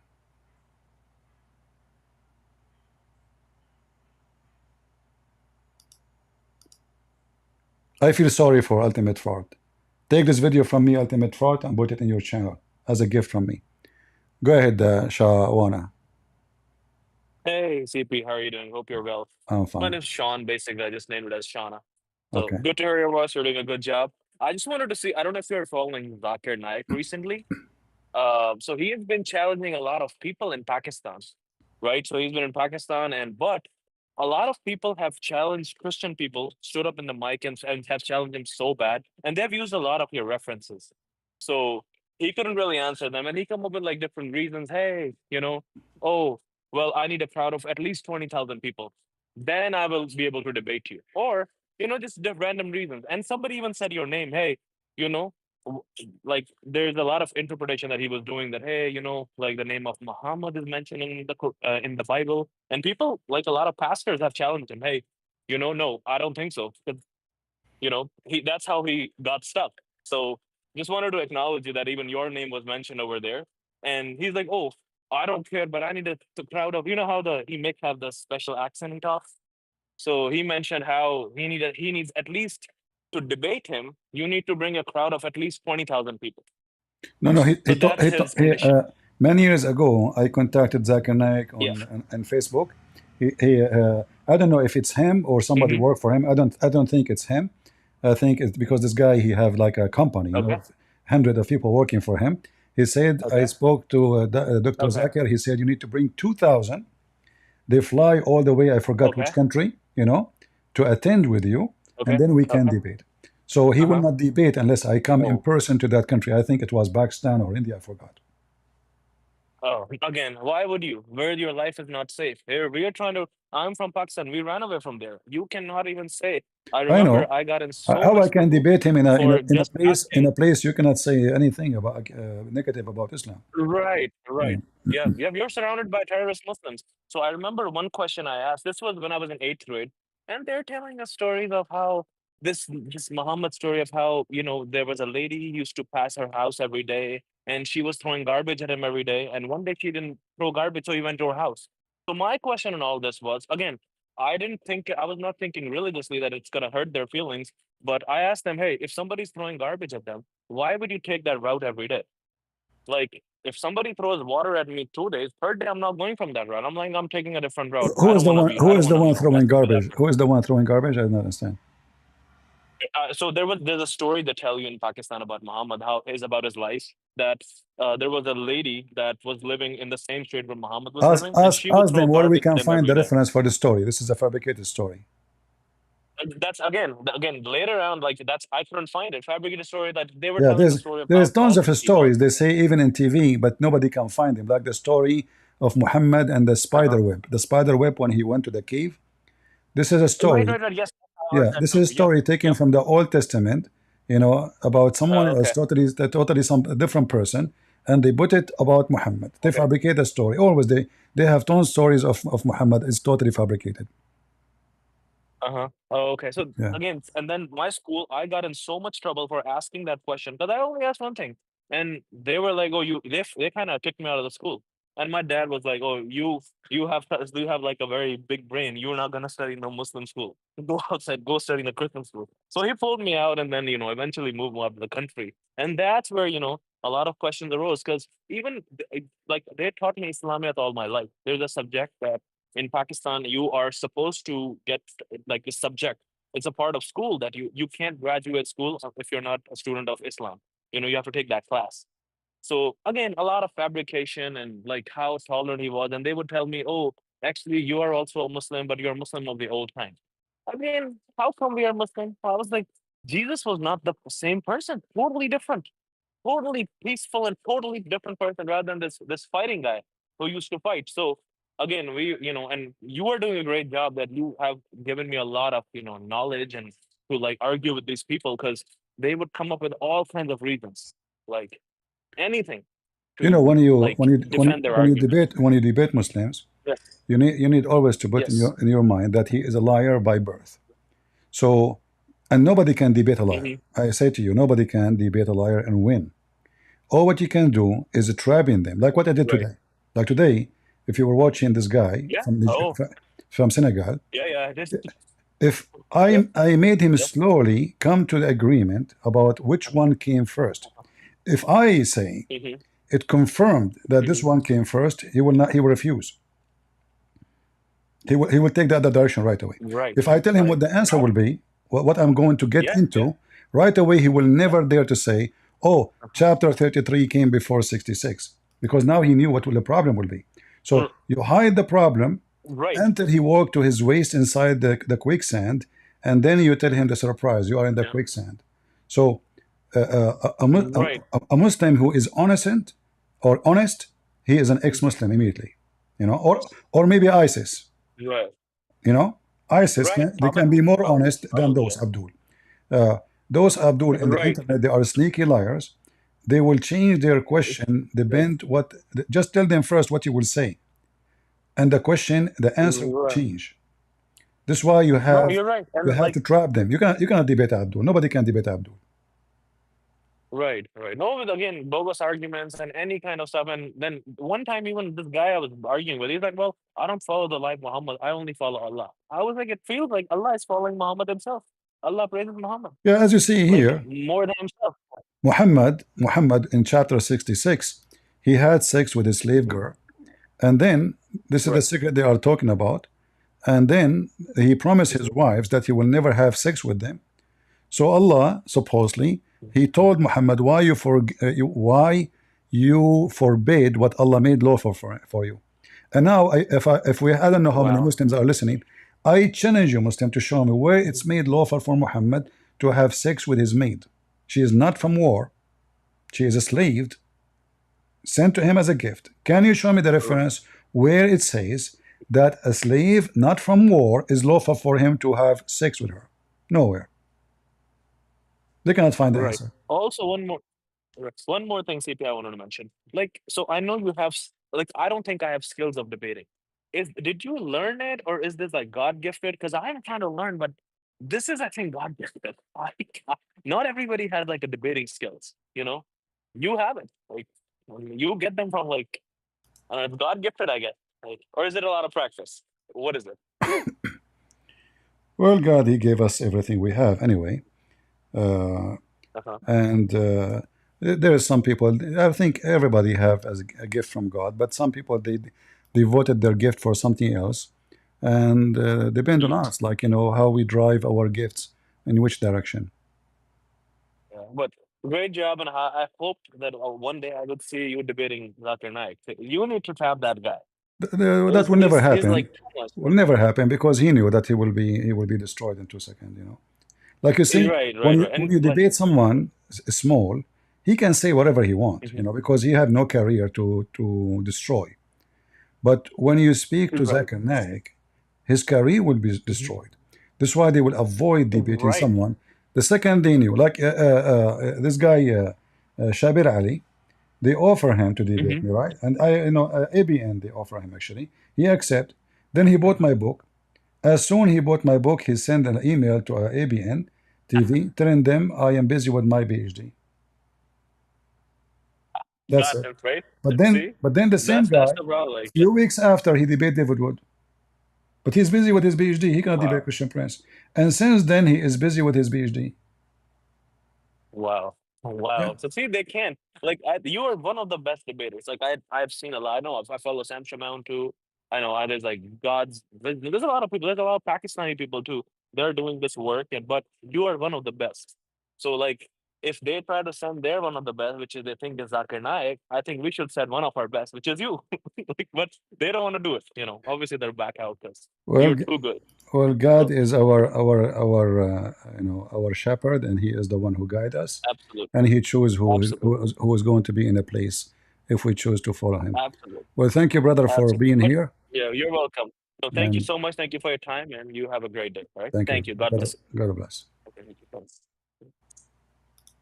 Yeah, I don't like people to come to the mic and tell me I don't want to read rude to you and tell me you are the best, etc. If you want to say that, you can say in the comment, but not in front of me. I don't like it. You can say it in my back, no problem. You can say it in a comment, but I don't like people to come to the microphone and say you are the best between all, and we start mentioning names. I don't like to put other people down. Even there's many of them, they are already down. They are not even Christians. But every one of us do his best. If somebody, let us say I'm better than you in debating, but doesn't mean that because I'm good and you are bad. Well, you have your skills. You do your best. Say you are doing your best. It's like when somebody go to the church. One, he gave a donation of 1 cent, but the whole money he have in his pocket maybe 5 cents. And someone else, he gave $100, but he have $1 million in the bank. Which one gave more? The one who have a cent, the one who gave a cent. So if a person is doing his best, whatever the best is, even if he do wrong, even if he is like sometimes he might say a foolish thing, wrong answer, but he have a good heart trying to do his best. However, what we do here is to train the Christians how to trap Muslims, not to debate them. I told you we cannot debate Muslims because they are liars. Debate can be done only between two honest people. I say to you what I believe, you say to me what you believe. A Muslim, he will never say to you what he believes. Their God is a snake. Their religion is a snake. Even their prophet, he says, Islam will crawl down, will creep back down to its hole, the same as a serpent. Even Muhammad described his religion as a serpent. This is not my words. And now you want to debate a serpent.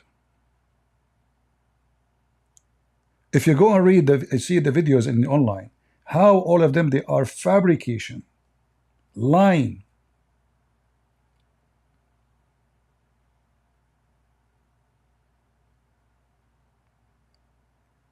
Do we have any Muhammadan would like to come to the mic? My channel, please promote. I don't know what is your channel, Fatima. Come to the mic. Tell us what your channel is about. Are you an ex-Muslim?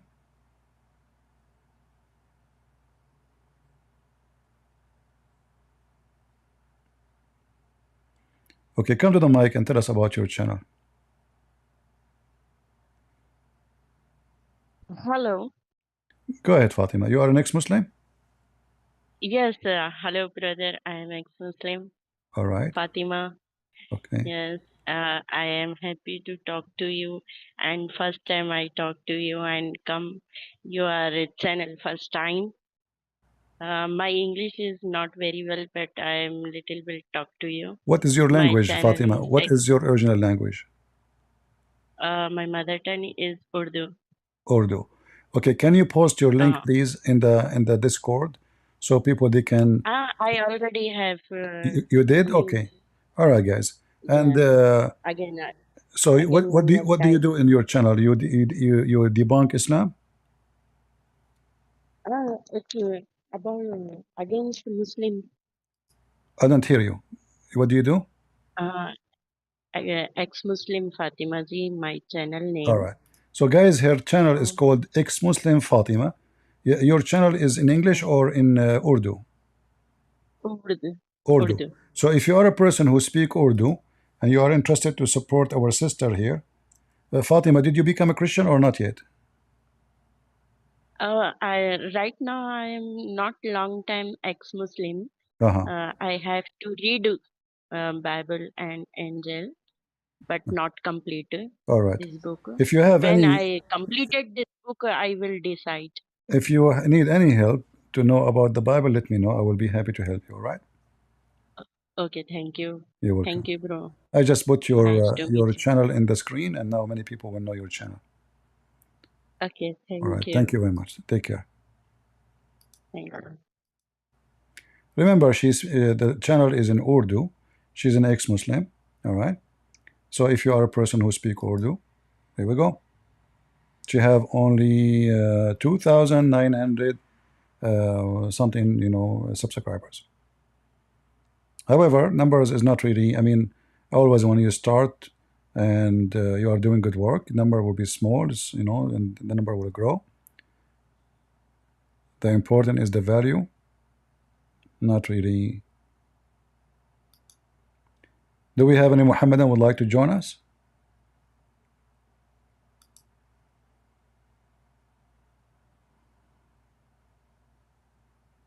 There is no need for insult. Salim, are you a Muslim, my friend Salim? Are you a Muslim, Salim?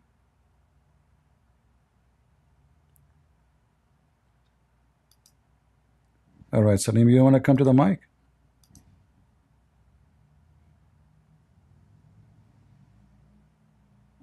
Go ahead. Salim from Senegal. Run, boy. How I know that? How I know that Salim is from Senegal? So now, so now, give me your final answer. You put your prophet in a trouble. You agreed that chapter 33 came before 66, and chapter 33 says you cannot exchange your wives. So how your stupid prophet in chapter 66 threatened the wives to divorce them? The mic is yours. I said, you divorcing is not exchanging. Ask the answer the question. You agreed. You agreed. Don't make me repeat the question 1,000 times. Warning. One more time, I repeat the question. You don't answer, I will change it to Allah. I heard the question. I can repeat your question. So now, chapter 33, you said, you agreed. You agreed. You agreed. You're so you agreed. Chapter 33. Shut up. Chapter 33, you agreed, came before 66. Chapter 33 says you cannot divorce, you cannot remarry, you cannot exchange. Chapter 66, Allah, He threatened them to divorce them and replace them according to you. That is a contradiction in the Quran. The mic is yours. I said first, what we first need to do is go back to the 2 verses. Go back to the exact verse. That's why. Get out. What 2 verse? Answer me. What get back to a verse? It doesn't matter how many verses. This came first, that one came after. You argue with me about replacement for more than 30 minutes. Replace, replace, replace. I say exchange. You say replace. No problem. It turned to be you cannot divorce and you cannot replace. So Muhammad making a threat to his stupid followers that Allah is going. You see the Halloween I gave you today, Ultimate Fart? I know you try to repeat yourself to buy time. You're trying to, you are like Kamala Harris. You have no answer. So the passage of time, let us talk about Trump. The question isn't about Trump. You are dumb. You are stupid, like your prophet. This is a clear contradiction. Here, Allah threatened the wives to be exchanged. Guys, do you see the word exchange? Exchange. And the potato Ultimate Fart agreed, and it's recorded that this one came after chapter 33. Okay. But chapter 33, it says, from this point on, you cannot exchange your wives no more. Very clear, stupid contradiction in the stupid Quran. It's in the front of you.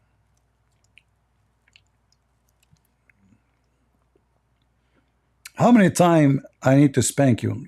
You remind me of the guy he went to hunt the lion. It's a dirty joke, but I don't mind to say it to you, Ultimate Fart, because it sounds like it's about you.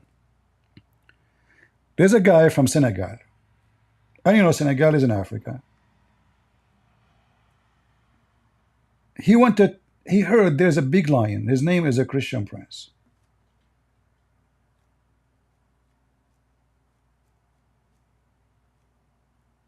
He wanted to shoot Christian Prince.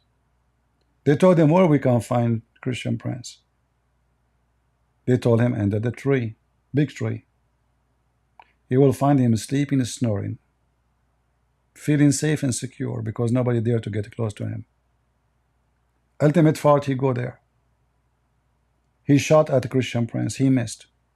Christian Prince, who woke up. He told Ultimate Fart, either I eat you or I will spank you and put my shoe in your mouth. Which one you like? Ultimate Fart says, spank me. I did. I did spank him once because he shot only one bullet. Ultimate Fart, second day he come with shotgun, have 2 bullets. He shot it twice. He missed again. I woke up. I said, either I spank you twice and I put my shoe in your mouth or I eat you. Which one? He says, spank me. Ultimate Fart, he come with the gun with the 3 bullets.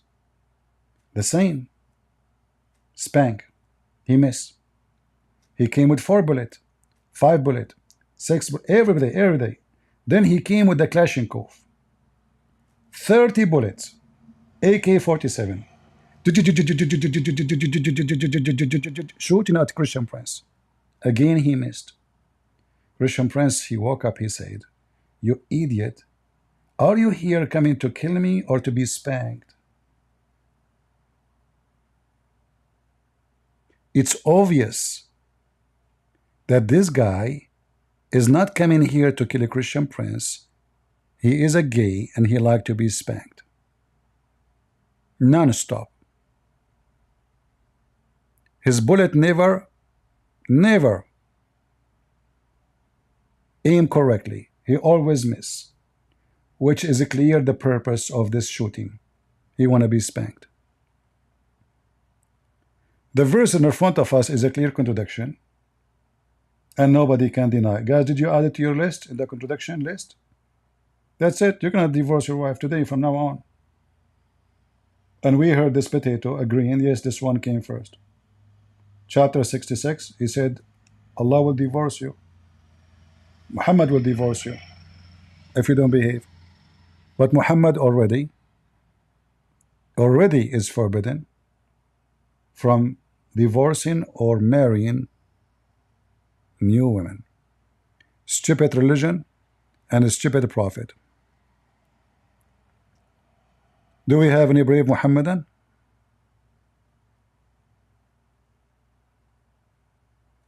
Anyone? Anyone want to take revenge for Ultimate Fart? Who is a Muslim want to take revenge for Ultimate Fart? Anyone? This is your brother, come on.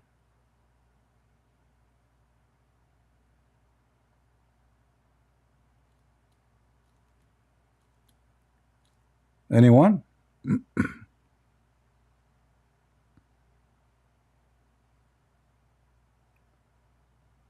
We want a Muslim. Do we have any Muslim? Come on, it's Halloween. If there's any Muslim want to scare us, the punishment of the grave. First thing I would like to talk about over here is that, of course, we believe, not we believe, I don't know who believes or not, but according to logic and common sense, that the reason for us being in the grave is that there is something to come. Because if there is nothing to come, why would we die? So from here, we can think, or we can argue about one thing, that there is something after this world. And let me talk about a few of the punishments which will happen in the grave to the bad people. And those punishments are, of course, very fearful. And the punishment will start from here, that 2 angels will come. They will ask you 3 questions. First is, who is your Lord? So imagine those 2 angels, they speak Arabic, and they come to Ultimate Fart, who is from Senegal. He don't speak a single Arabic word. And here, by the way, I mean, look how stupid this religion is. The angel will ask you 3 questions. Already every Christian know the answer. So let us assume that this is the question. If you answer correctly, you pass. Well, we know the answers now. So Christian Prince, he die. He go to the grave. The 2 angels come to him. The first one asked him, who's your God? I say, Allah. Oh, good, good, good. Okay, what's your religion? Islam. Oh, okay, good, good. Who is this guy? Muhammad. That's it. You see how easy to pass? I mean, can you believe how stupid this examination is? You go to the test and already they told you the correct answer. All what you need to do, just tell them what the Prophet said. If you are a Muslim, not a Muslim, Hindu, Buddha, whatever who you are, what's your religion? Islam. Who's your God? Allah. Okay, what was this guy? The ultimate fraud. No, not the ultimate fraud, sorry, Muhammad. What a stupid religion. Those are 3 questions, brother. If the guy is a bad person, he will lie. He will say my religion is Islam, even though he's a Hindu. Stupidity is amazing. Second, I assume that this is ultimate fault when he was young. what is your religion? Third, who is this person? And they will show you a face of Prophet Muhammad sallallahu alaihi wasallam, may peace and blessings be upon him. When the angels will ask you the first question, who is your Lord? People will answer, I don't know. Ma'adri. This is in Arabic, Ma'adri means I don't know. They will ask, what is your religion? You will say, Ma'adri. I don't know. Who is this person? Ma'adri. I don't know. Then the angels will hit you with a hammer between your 2 ears, mean on your face. Now from here, we see that those hammers will be of steel. Listen, those hammers are not the one from Home Depot, China. Huh? Those are real steel, brother. If you wanted to order a hammer, the website of Ultimate Fort is there. I just hammered him with it. Just to show you how powerful it is. He have a flat face now. So already we prove how good it is. Those hammer is used by a Christian prince every day. We flat them with it. All right? So don't worry about it. Don't tell me that, okay, there is no return, by the way. This is how good they are. There's no return. We are Arab. You know, you buy something for us, you return it, we shoot you. As simple as that. We are very merciful and very friendly. And we cross the borders in America because we hate America. We come to the land of kuffar because we don't like pork. And Kamala Harris, like us, and Joe Biden, he quote our prophet, and Trump is stupid because he don't like us.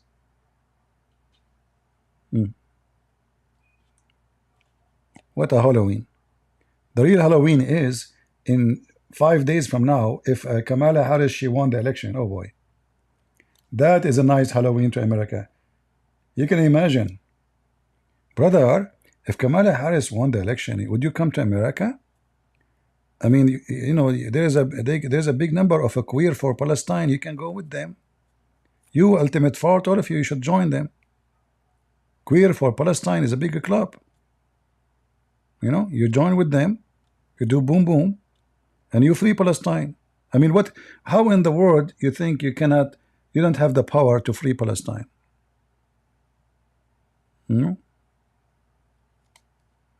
Yeah, queer from Senegal. And it will be kind of big and quite heavy. And if you hit your face from your hand like this on your face, you feel a little bit of pain. And if you hit hard on the nose or on this part, you will feel a lot of pain. And think how much hard will they hit you from the hammer. They will hit you with so much force that your head will blow in 2 parts. And then they will join again and they will hit you again. And they will keep hitting you for a while. For a while, brother, for a while. Brother, Muslims, so you are dead now and the angels are hitting you, brother? Hitting your head? Okay, I have a question. What if somebody have an accident in the car and already his head is gone? Or let us say his head is smashed already like Sinwar. Mr. Sinwar, half of his head is gone. So the angels will hit him at his head. You know what? Now I know what happened to Sinwar head. After the Israeli killed him, they did not come to see him right away. The angels came first and they used the hammer on him. That's why we saw in the pictures how half of his head is gone. There's a big hole in it. That explains what happened. Mr. Sinwar. His name is Sin. And if a person thinks that with how much force and velocity will they hit me, that hammer, that with only one hit my head is gonna break up into pieces. Whoa. Okay, then from then there will come snakes in the grave. And those snakes are not snakes which are found in this world. They are snakes which will come from hell. So, you know, those who celebrate Halloween, etc., why you don't tell your kids stories from Prophet Muhammad book? Shaitan, he play with your anus.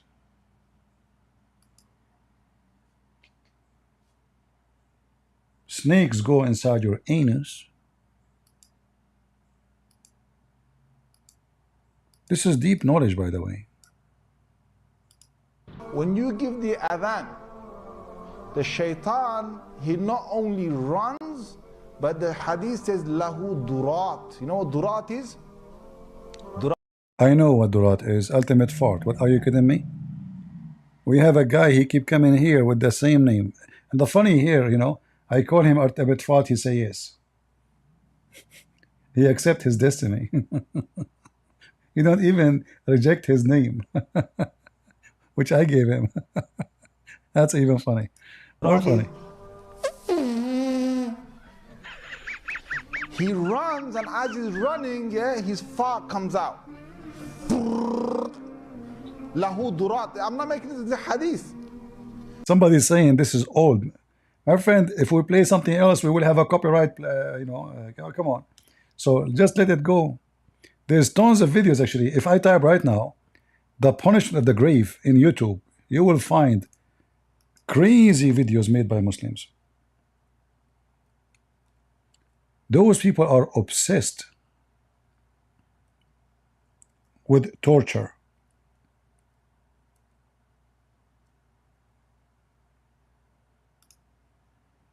Let me show you. If I type the word, the penalty or the punishment of the grave,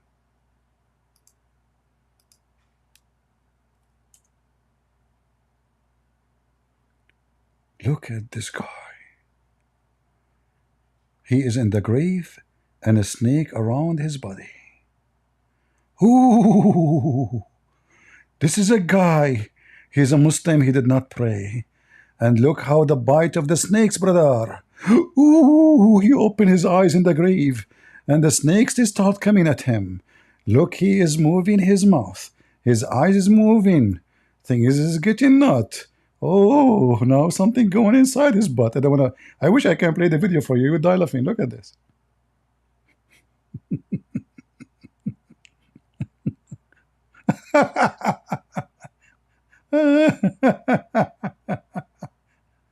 Oh boy.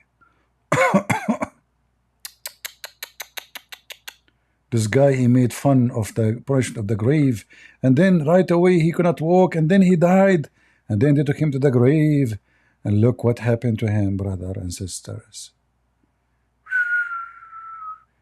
All those videos about the punishment of the grave. Look at the hammer. Look at the hammer. This guy, he ran away from the penalty of the grave. But can you run from the penalty of the grave, brothers and sisters? You cannot run. Do you see the hammer in his hand? This is Mr. Angel Thor. Do you see the snake? You see the guy who is dead in the coffin. Brothers and sisters, it is getting seriously serious. This guy, he's even dying on the chair because of the punishment of the grave. This guy explaining how shaitan go inside your anus. This guy is making a drawing that angel is hitting you on your head when you are in the grave. This guy explaining how beautiful the penalty of Allah. Even he is a doctor, but he is a fraud. All of those videos. Look at the skulls. It's like Harry Potter. Oh boy. This woman, she was in the grave. And she came out from the grave. And they are making a movie. Palestinian movie, Free Palestine movie. This must be from Gaza. What she have with her?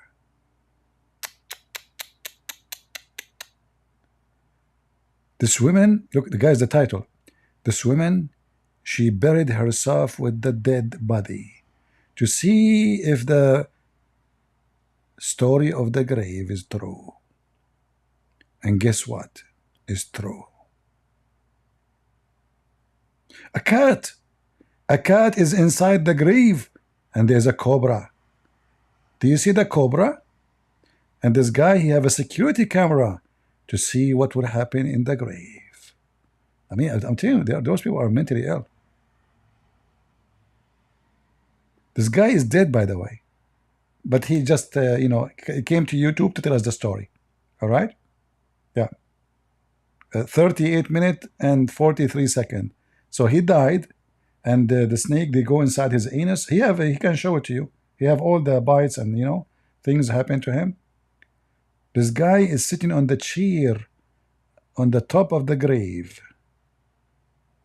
Oh, yeah. Oof, snake. They put Quran in the top of the woman who died. And there is a snake, but she cannot go. Oh. All those stories. Tens of thousands of stories about the punishment of the grave. I am now a believer. Look, look, look, look, look, look, look. This is Aisha in the grave. Do you see it? Do you see Aisha in the grave, brother? Amazing, amazing.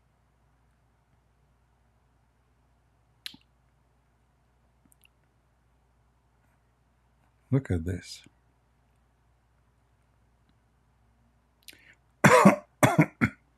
Halloween time.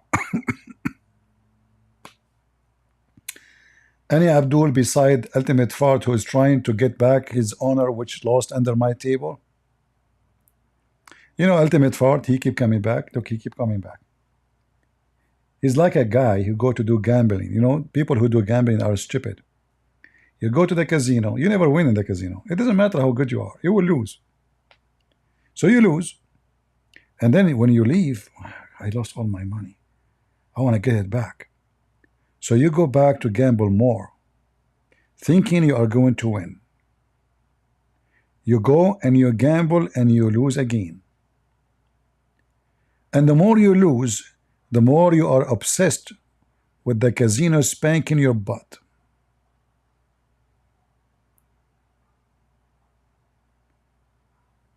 Any Abdul? I wish I can play for you those videos, but I'm afraid they can, they can claim copyright over it, etc. But it is hilarious, trust me. I wish you guys you speak Arabic. You would die laughing at the stupidity of this religion. Look at the snakes around his body, all over his body, brother. The snakes, hey Muslims, so why you put him in a coffin? Let him free. I mean, the guy, how the snake will get in? She will chew in the coffin? Huh? What the coffin for? And do you see the scorpion, guys? Do you see the scorpion? I don't know if you can see the scorpion. Is the image coming clear to you? Is the image coming clear? Do you see the scorpion? Not only the snake.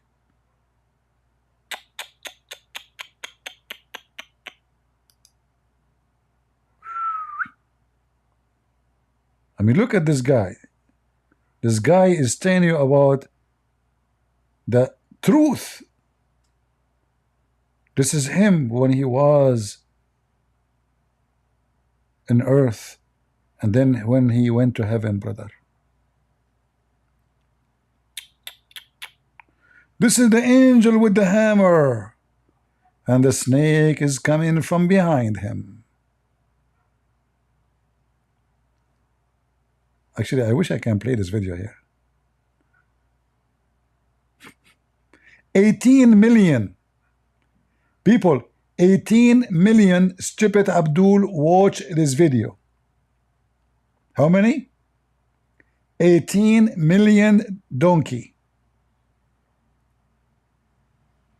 Yeah, fear.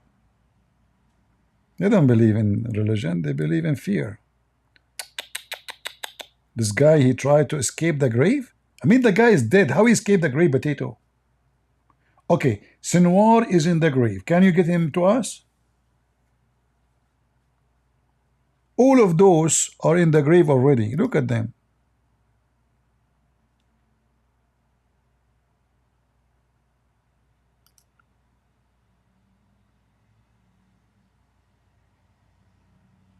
Read the comment in the video. They agree with them. The comment in the video, mashallah, alhamdulillah, oh my Allah.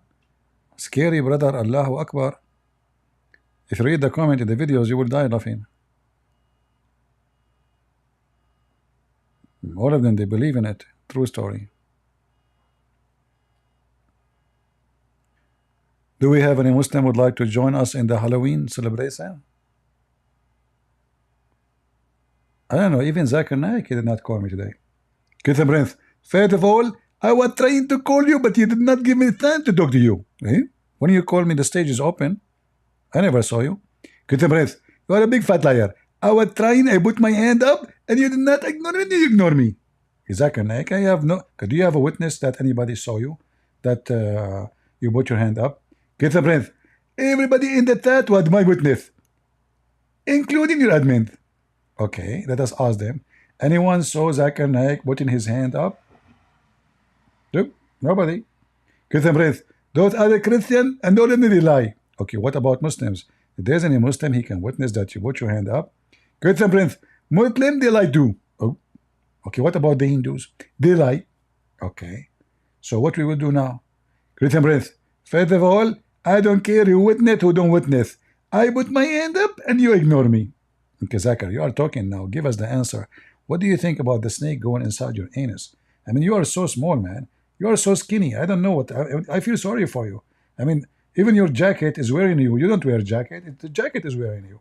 So what... explain to us what is this snake about, and they will hit you with the hammer. You know, I mean, your head is going to be breaking with without hitting you with the hammer, with a spoon. Good breath. First of all, I might look so small, but I'm so big. How big you are. Get a breath. Don't speak dirty. Zakir Naik, I did not speak about your penis. I was speaking about you. You said you are so big. Did I say, yeah, come on. Get a breath. First of all, I know that you have a dirty mind. I said I am big. You said how big you are. Get a breath. I get you busted. Zakir Naik, you are so filthy, man. Crazy. I did not mention your penis. By the way, it's true that your prophet, he said that your penis will be endless. Get a breath. First of all, that hadith is fabricated. The true hadith said that the Prophet Muhammad, be peace upon him, he said, a Muslim man, when he go to heaven, his penis will be endless. Zakir Naik, this is what I said.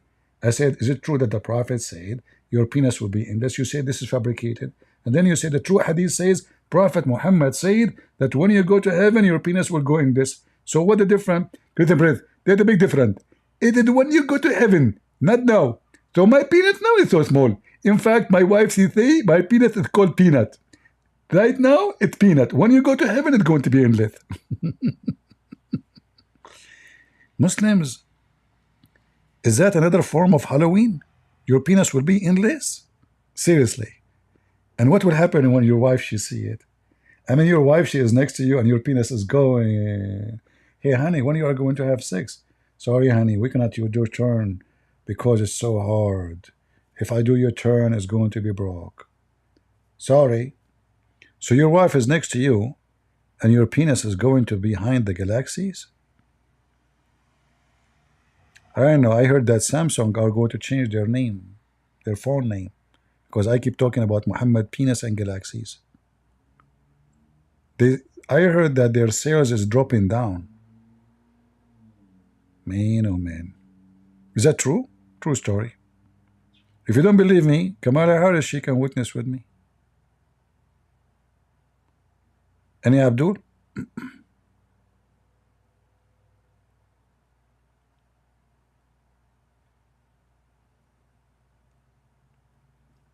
No Muslim?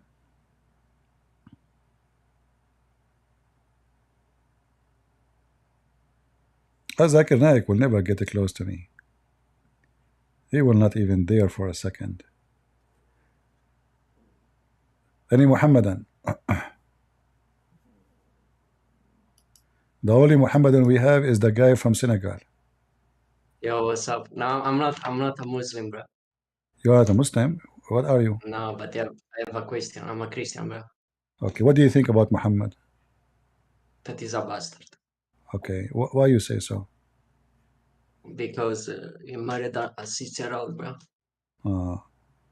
No, because he is born 4 years after his father death, correct? I don't know much about him, but... All right, so what is your question? So about 434, bro. 4? So Muslims... Yeah. So Muslim bring up like a tafsir. And he says like to beat them up with a toothstick. Not as weird, bro. So But this is not this. Okay, yeah, 434. You mean correct? Yeah. Yeah. Well, you know, the miswak is not a toothstick. The miswak is a very long root, tree root. So when they say this is a toothstick, this is false. Okay. They use it now, like because now it became commercial. But it is. Let me see. Let me show you pictures of the miswak, the one they are talking about.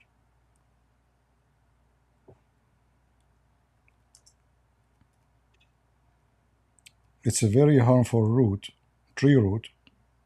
The shepherd, they use it to beat the animals with it. So, like, the translation is wrong? First of all, this is not a translation if they say miswak, but if they say toothbrush, that is a big fat lie. Yeah, because he sent me, like, he didn't send me a link, he just sent me a screenshot. Do you see the here, the picture? Oh yeah, that's... Oh. This is after they cut it. This is after they cut it. They cut it small pieces because later they will say it. But it's a very long roots. So does it sound like you know, this is can go for 2 meters a stick, you know? So this is not this is not a small root as or a small toothbrush. It's coming from the trees, you know, and they it became a commercial. Like here, you see do you see it's clear they are cutting it off, right? You see the cut? Yeah. But this is after cutting it. The miswak, the branch itself is very long, very harmful, very flexible too. So what when people so like imagine you beat a woman with this, you know? I don't know. Like 1 meter long. You know, the Quran is speaking about a penalty. If I beat a wife with something in the size of my finger, how that is a penalty? That would be, you know, it's a joke. Yeah, but you know that's a wood thing. It's not a toothbrush or. No, they use it. The shepherd when they go. Okay, when the shepherd they go here, you see, when they go and they beat the animals with it. When he is sitting, he put the end of it in his mouth and he clean his teeth with it. This is something the Arab used to do before Islam. All right? Oh, okay. It's not a toothbrush. It is just the Arab, the shepherd. They beat the animal with the same stick. They hold it in their hand to beat the animals. And when he is sitting watching his sheep, he put the wood in his mouth, the end of it, and he chew in it to clean his mouth. Right? Yeah. But this is very harmful. This is very harmful wood. It's not what they claim and what they say. All right? Because he sent me a screenshot about Sunan al-Tirmidhi 1163 and no, that says without causing pain. But you know, the Quran it doesn't say that. No, that's So, false. Nowhere it says without causing pain. No, it says don't beat them the same you beat your slaves until you break them. So if you go here, you will see a man, he did beat his wife until he made her skin greener than her clothing. Muhammad, he told them, don't beat them the same, because Muslims are allowed to beat their slaves and break their bones. So he said, don't beat them the same you beat your slaves. So here you see that the woman, she came to Muhammad, so to Aisha, and here you see she showed her a green spot in her skin caused by beating. And then Aisha, she said, I have not seen any women suffering as much as a believing woman. Look, her skin is greener than her clothes. So Aisha, she is witnessing that the most suffering women is who? A Muslim woman. yeah, the Muslims, the believers. So did Aisha lie? No. Okay. If they say, when they say that, or they, you know, like what they say to you, tell them you are saying that Aisha, she lied. Because according to Aisha, she's comparing women who they are Christian, women who they are not Muslims, not Christians, or women who they are Jews. And Aisha, she said she never saw any suffering women as much as a believing woman. So who is the most suffer and why? From beating. Yeah, you know, actually, you reminded me about this. This guy actually said that when I showed him this edit, he said that Aisha actually lied to help this basically woman. But you know that didn't make sense to me. But he actually said that. What they say? What they say? That basically Aisha and this woman that had a green spot lied. Well, they can say whatever they want, but I never heard of a Muslim saying Aisha is a liar, because if he say that, unless he's a Shia, no Muslim Sunni will dare to say that. You know, he will be killed. But maybe in the West they can say whatever they want, but in the Middle East, if you are a Muslim Sunni living between Muslim Sunni and you say Aisha lied, you will be dead before the morning. The Shia or the Shia? No, the Shia, they will call Aisha a whore, a liar. Yeah, Aisha is the Aisha. Shia, they insult Aisha and her family and Abu Bakr and Uthman, everybody. Shia, they worship Ali and his family. And the Sunni the same or? The Sunni what? They do the same or no? Same, I don't understand. Same what? Like they insult Aisha like. No, Sunni don't insult Aisha. They don't dare. Because what happens if they do? They don't. But this is maybe just to get away from you know, from you know, from because from he the showed embarrassment. me. Somebody saying that in al-Bukhari it says that you don't beat your wives. Let me show you the reference he is showing. Yeah, please, man. All right, here. Where it says don't beat your wives. No, where, bro? It says don't beat them the same you beat and you whip your slaves. It doesn't say but don't you beat still your beat wife. them, yeah.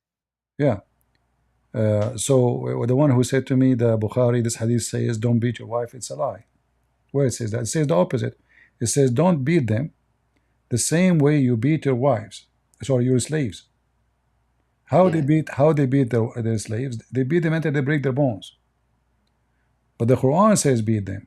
So what Muhammad saying, don't beat them until you do the same as you beat your slaves. Beat them in acceptable way. What is the acceptable way? Without breaking their bones. Without breaking their bones.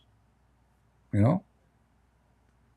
That's why Muhammad he said رفقا بالقوارير, which mean they are easy to break. Be careful. They are not strong. So when you beat them, can I see that? Yeah.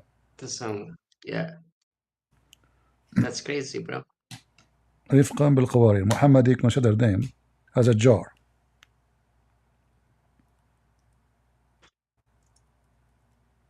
Oh, I'm typing in English. Because he showed me like Tafsir al-Tabari, where it says about a toothstick, but he didn't send me a link. He just sent me a screenshot of it, and you know, it's a Tafsir. I will try to find you.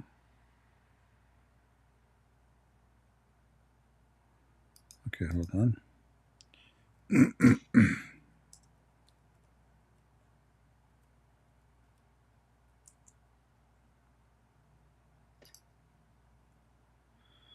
All right.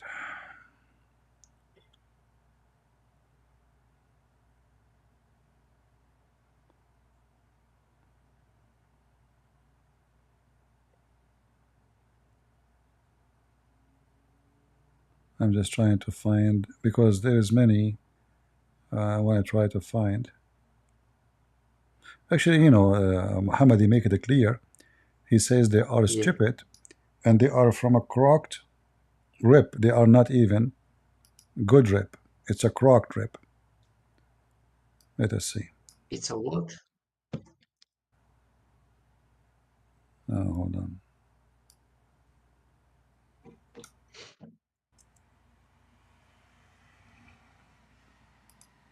As you see here, all those hadith is the same. Abu Hurairah reported that Allah Messenger is saying, act kindly toward women. He's not saying act kindly. He says, be easy with them, like take it easy when you beat them. For they were created from the rib, and the most crooked part of the rib, it is top. So if you attempt to straighten it, you will break it. And if you leave it alone, it will remain crooked. So act kindly toward women. So what he is talking about here, is he talking about really act kindly? No. He is saying No. when you beat them, don't beat them, you think by beating them so harsh you can straighten them up, you will break them. They are not. They will break. They will go against you. So try not to break them. Beat them, but don't break it. Don't be so crazy and beat the hell of them until you can break her. She's weak. She's weak as a body, as a physical body. So beat her to make her feel the pain, but don't beat her until you break her to pieces. And as you see, Muhammad, how we look at the women, he make it clear that she is made from a crocked bones. You see here? Yeah. Yeah, he's saying that basically it's weak. It's a weak bone, right? Like she's weak. No, they are To bad. not They beat are that they are bone. crocked bones. They are not straight. So they are not, by nature, they are bad. By nature, they are bad. So if you think you can fix their natures by beating them so harsh, you are mistaken. Because what happened, that Muslim, they start beating their wives so severely. And as you see, the other hadith showed you, a woman, she came to complain to Muhammad about beating her until her skin go green. But did Muhammad say to the man, why you are beating No, her? In no. fact, Muhammad said, no man should be questioned why he's beating his wife. Yeah, I also showed with him that the same thing you mentioning right now. And he said that it was Daif. No, this is not daif. Where it says daif? Where it Yeah. says? Where it Oh says no, daif? he say that he say that, not me. No, there is some they are daif, right? But there is some they Yeah. are good. As an example here, this is Hassan. You see it? This is Hassan, Yes. and we can show a Sahih. So when they say it's daif, it's just an excuse, you know. Like here, as an example, Yeah, it is. if we click at this one here, it says Hassan. Hassan mean good, right? Yeah. You see, it says Hassan. Hassan. That's it. All right. It says, no man, a man should not be asked why he beat his wife. and do not go Mm. to sleep until you have uh, prayed the witr. Muhammad giving advice. Okay, no man should be asked. He's mixing two things together, have nothing to do with each other. But no man have the right to ask a man why he beat his wife. This is not the business of anybody. Because women, they go, they complain to their brother, they complain to their father that her husband did beat her. The brother, he come and he asked the husband, why you did beat my sister? Muhammad make it clear that nobody can ask the husband why he is beating his wife. He have an absolute authority to beat her as he wish. So yeah, That's why so even think police, based on this, police, they have no right to question the husband why he is beating his wife. not even the police. Yeah, because it says no man should be asked. So police, who's police? Nobody can. No Oh, man should be asked why he beat his wife. So if the wife, she called the police will say, the prophet says, no man should be asked why he beat his wife. No man, no man. That's it. No man will be asked. You can't question why he beat her as he wish.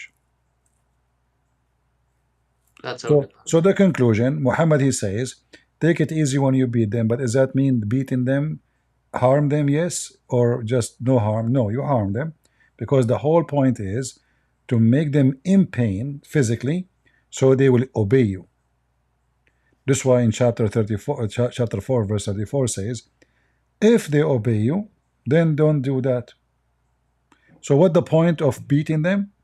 You beat them to put them in physical pain, so they will obey you.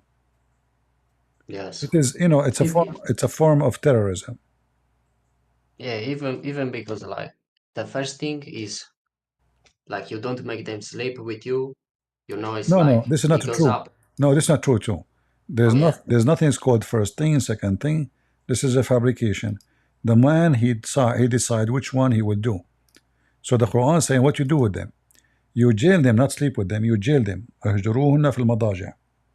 So you jail them in their rooms, not to sleep with them. You know, nowhere it says not to sleep with them. It says leave them, jail them in their rooms. All right, and beat them. So And here you see the woman, she is doing nothing. Always says, and those who you fear rebellion. yeah, You did not even do or rebellion. think You just sense maybe she is not very, like you say to her, make tea for me, but she don't want to move. She is slow to move to do it. You beat her. So you choose which one you do first. You beat her right away, whatever you want. See whatever option. But there is no number one, number two, number three. All right. And yeah, so you and choose which one to do.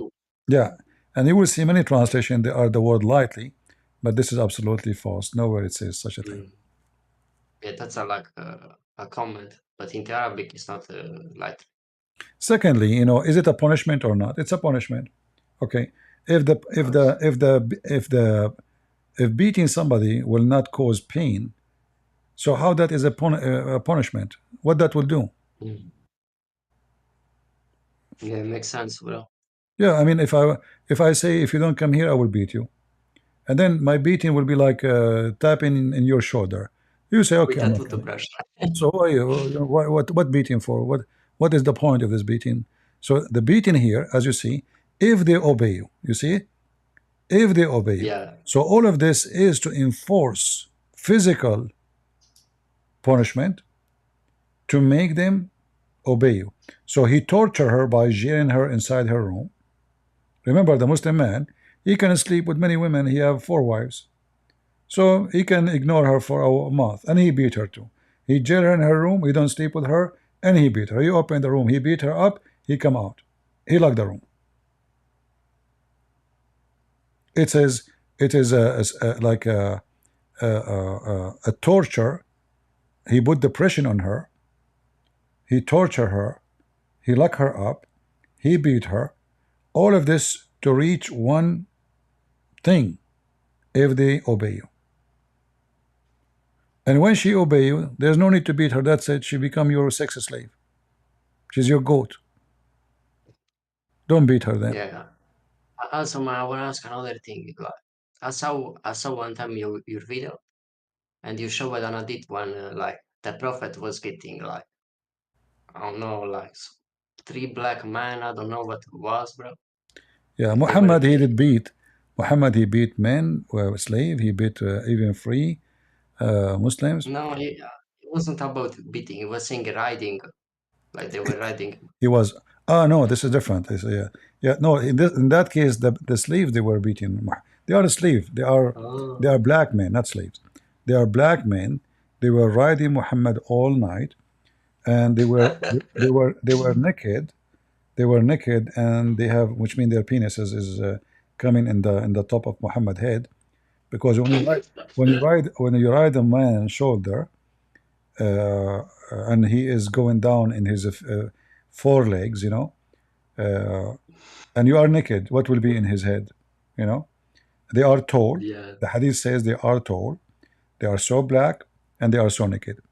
They are wearing nothing. Yeah, I was looking for that edit, bro, for Oh, not that's easy. Laugably. All right, I will give it to you. But this is in Arabic. I don't know if you can find it in English. I mean, I'm gonna translate it, Do you speak anyways. Arabic? No, I don't. All right.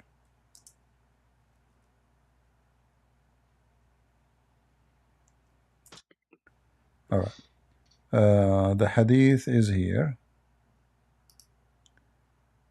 I will post it for you in Discord. Just use Google Thanks. Translation and translate it. Yeah.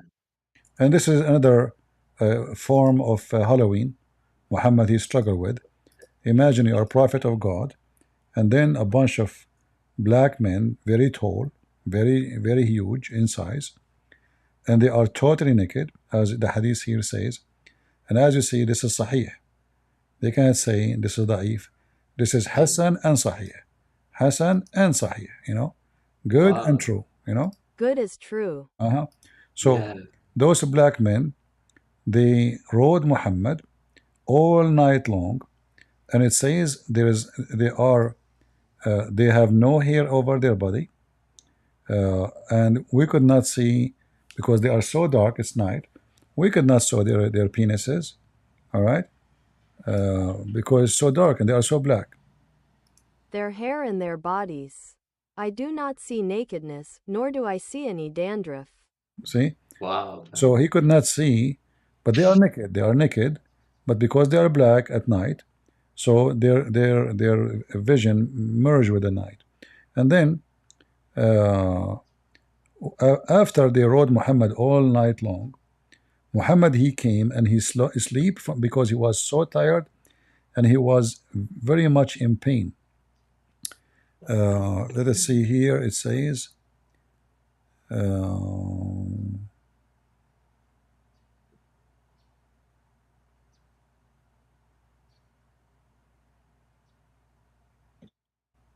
I'm just trying to see which hadith is the one telling the whole story.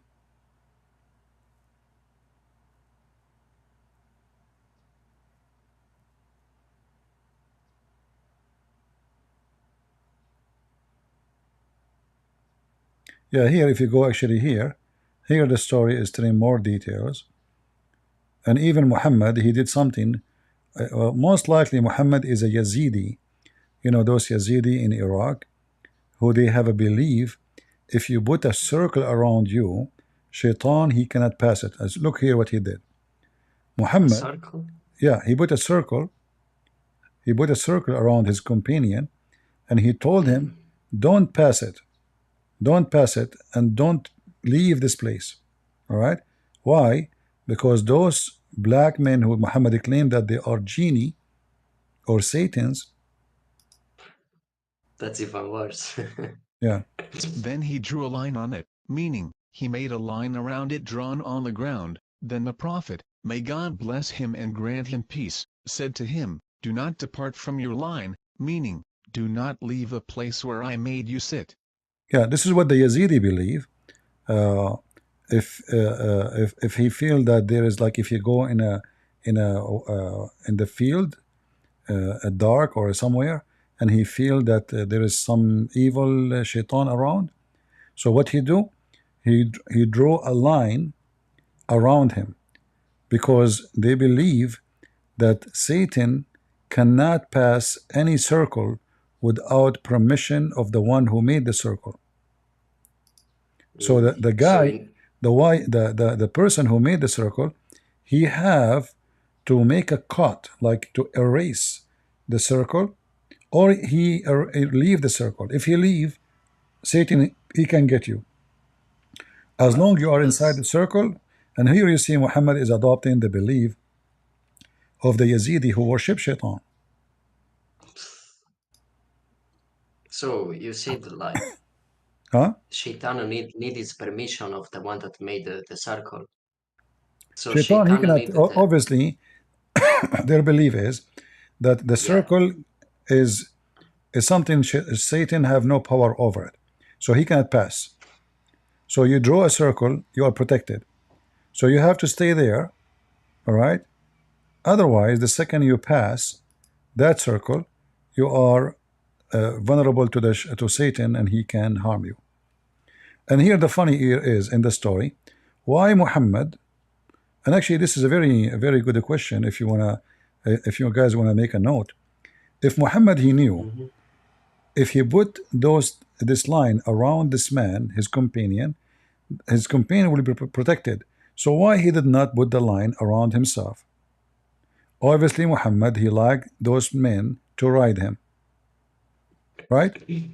Yeah, if he knew this, that if you put the line around you, those Satan, they are black men, they cannot come to you, they cannot ride on you, they cannot molest you, you know. So why Muhammad did not make a circle around himself too?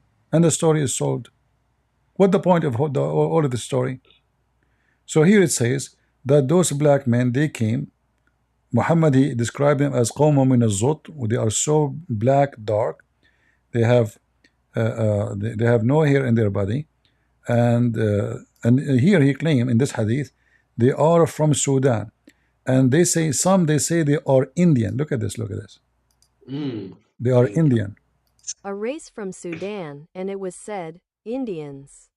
If you are an Indian, you should be proud of yourself. You are the first one to ride over Prophet Muhammad, peace be upon him. All right, Indian. And let me post the link for those who are searching for reference. And again, this is the second part, the last part in the page. Actually, you can find it.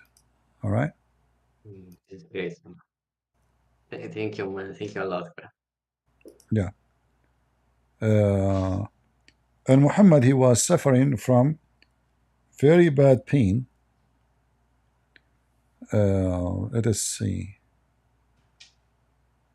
I'm trying to find where it says that he was really too much in pain.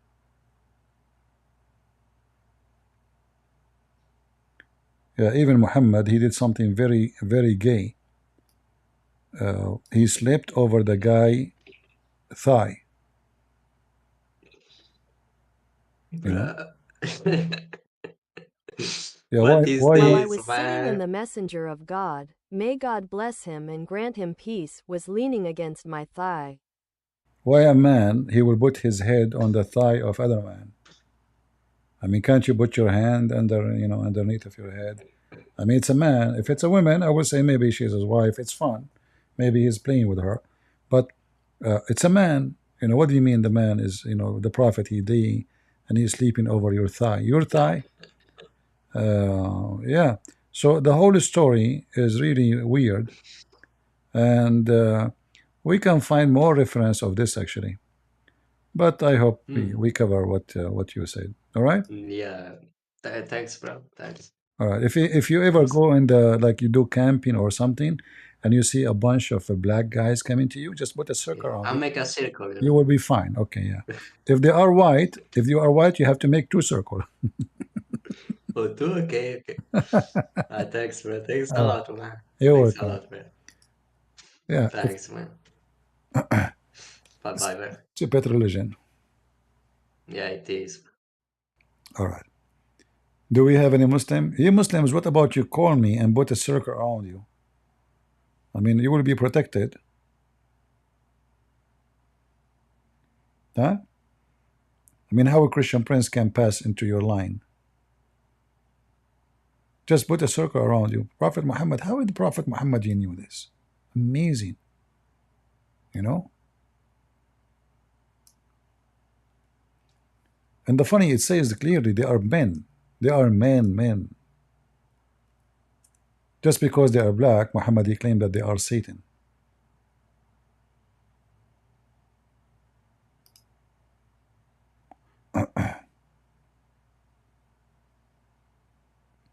Any Abdul?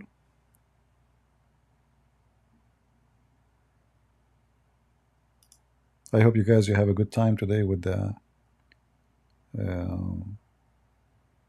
punishment of the grave.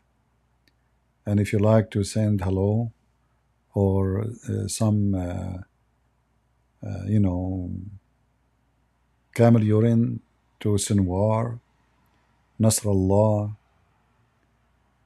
You know, I watch Arabic TV stations and they say, the Mujahideen today, they killed 5 Israeli. Abdul, it was 1 Israeli and 4 poor workers. I think they are from India.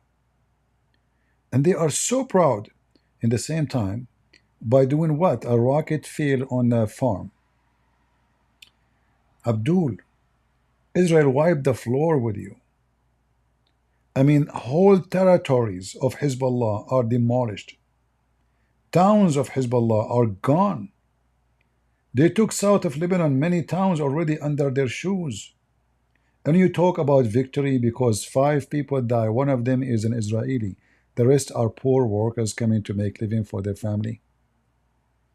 In fact, the coward of Hezbollah, they are sending a rocket at Arab towns. Anyone knows why? Anyone knows why they are shooting rocket at Arab towns? Who knows?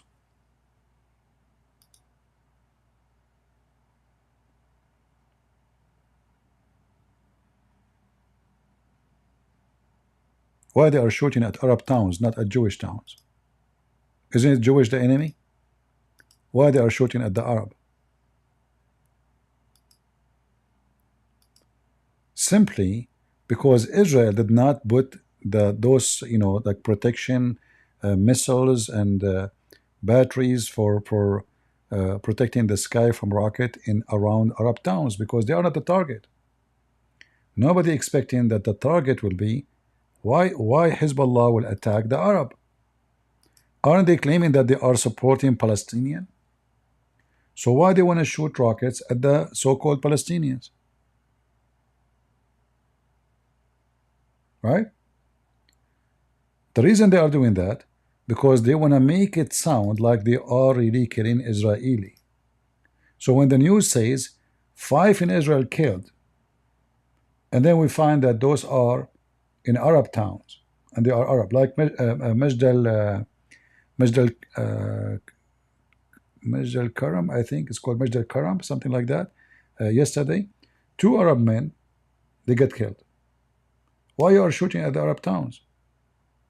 If you claim that you are defending the Arab, they shoot because all what they want in the news, that Hezbollah was able to hurt inside Israel, to accomplish something, even if it is just killing Arab.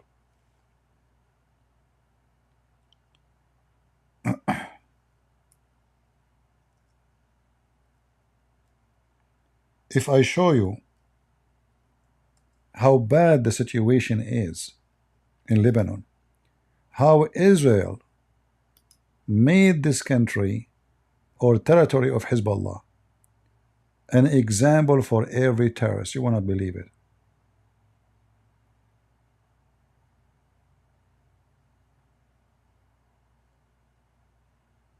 In fact, I heard today, but I cannot confirm it. I heard that in the town, it's called Aqlilat. Let me show you the map. You like guys to talk about this topic or no?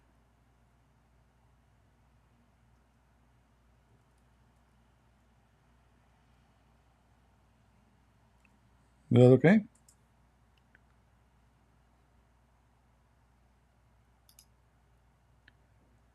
There's a town in south of Lebanon.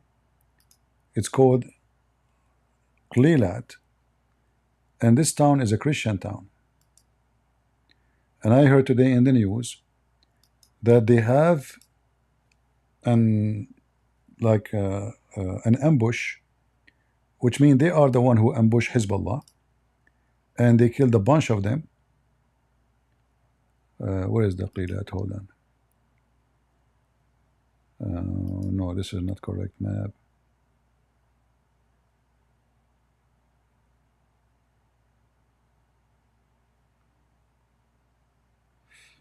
All right, let's see.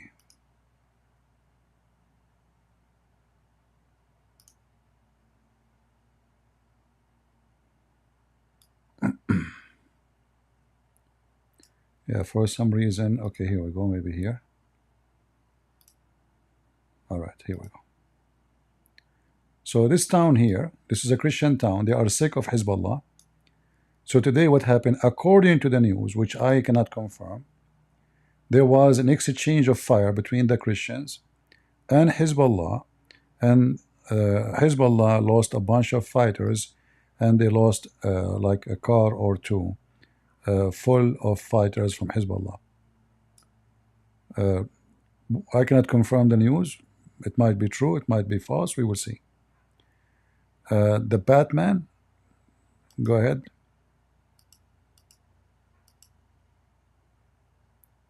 Batman, are you there? Fuck Jesus. Jesus is my son. I want to masturbate on Jesus. Jesus.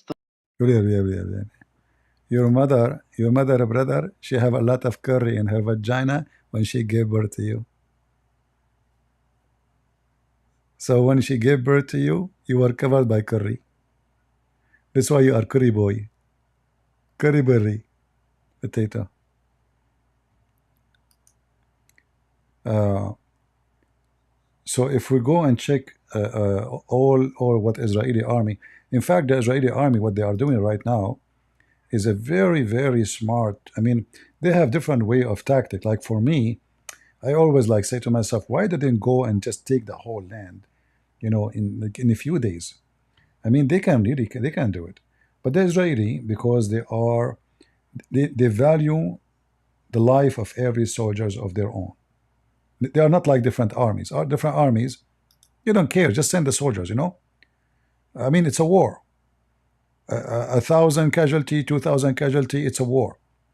So the Israeli, what they do, they try to lower the casualty as much as they can.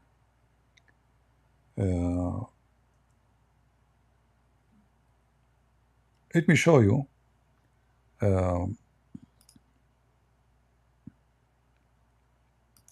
I'll try to find the video.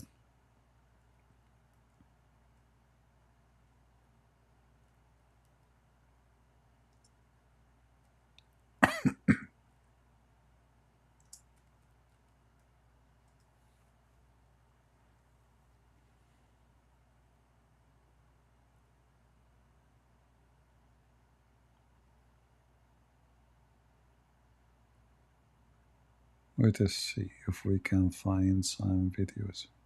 I mean, all of you, I'm sure you are, you know, watching news. But they are doing a very precise operation. Let us see this one here.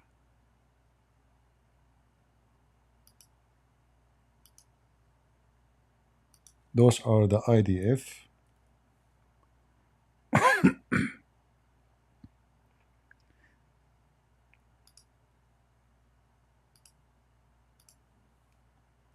Stupid Halloween people.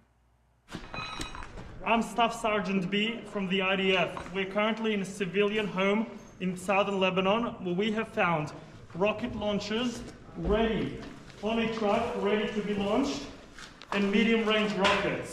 This is a civilian location in a civilian garage in southern Lebanon.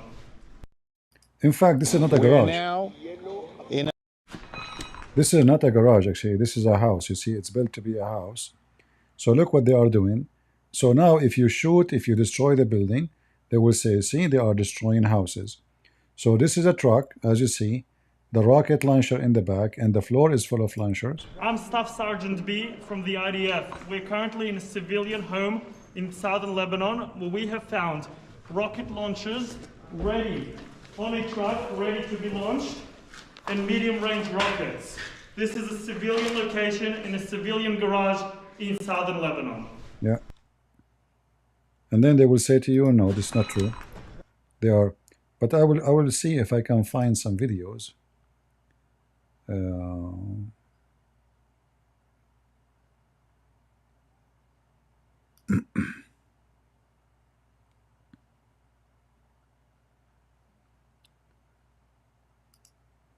I think most of the videos are posted in Twitter, not in YouTube.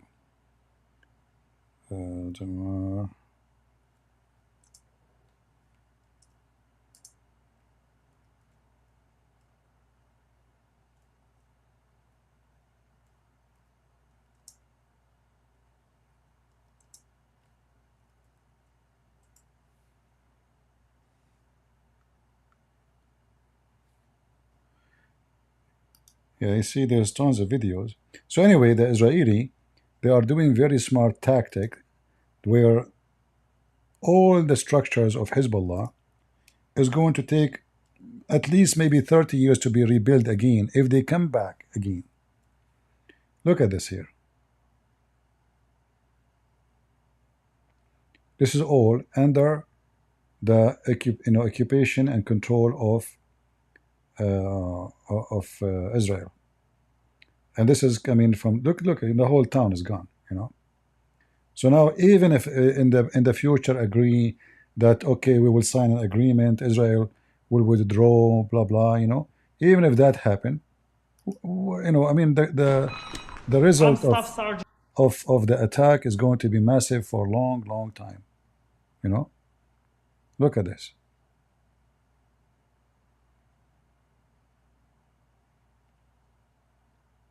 See? So what Hezbollah accomplished? The Israeli told them, behave, we have limited patience, we will not keep, 10 months, Israel having patience, saying, stop. If we come to you, you are no match. And then when they come to them, they cry, they say, look what they are doing. Look what they did.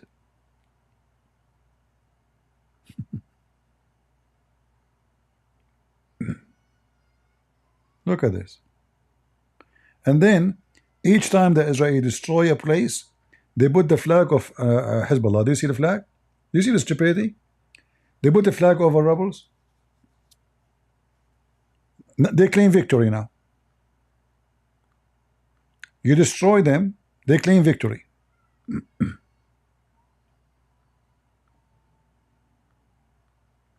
Islam. This guy, look, he's having 2 fingers up. Yeah, Iran will pay you. Iran will build your house again, right? Let us see. Soon they will start kissing the ass of every country in the world to build their home back. And only stupid people is the one who will donate for them. Never donate for them. Your money will go to support terrorism, let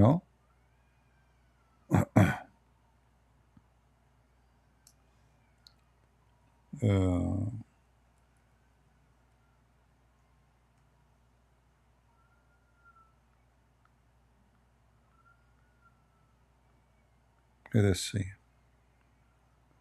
Yeah, I mean, destruction is everywhere, and they deserve what you get what you ask for. You get what you're asking for.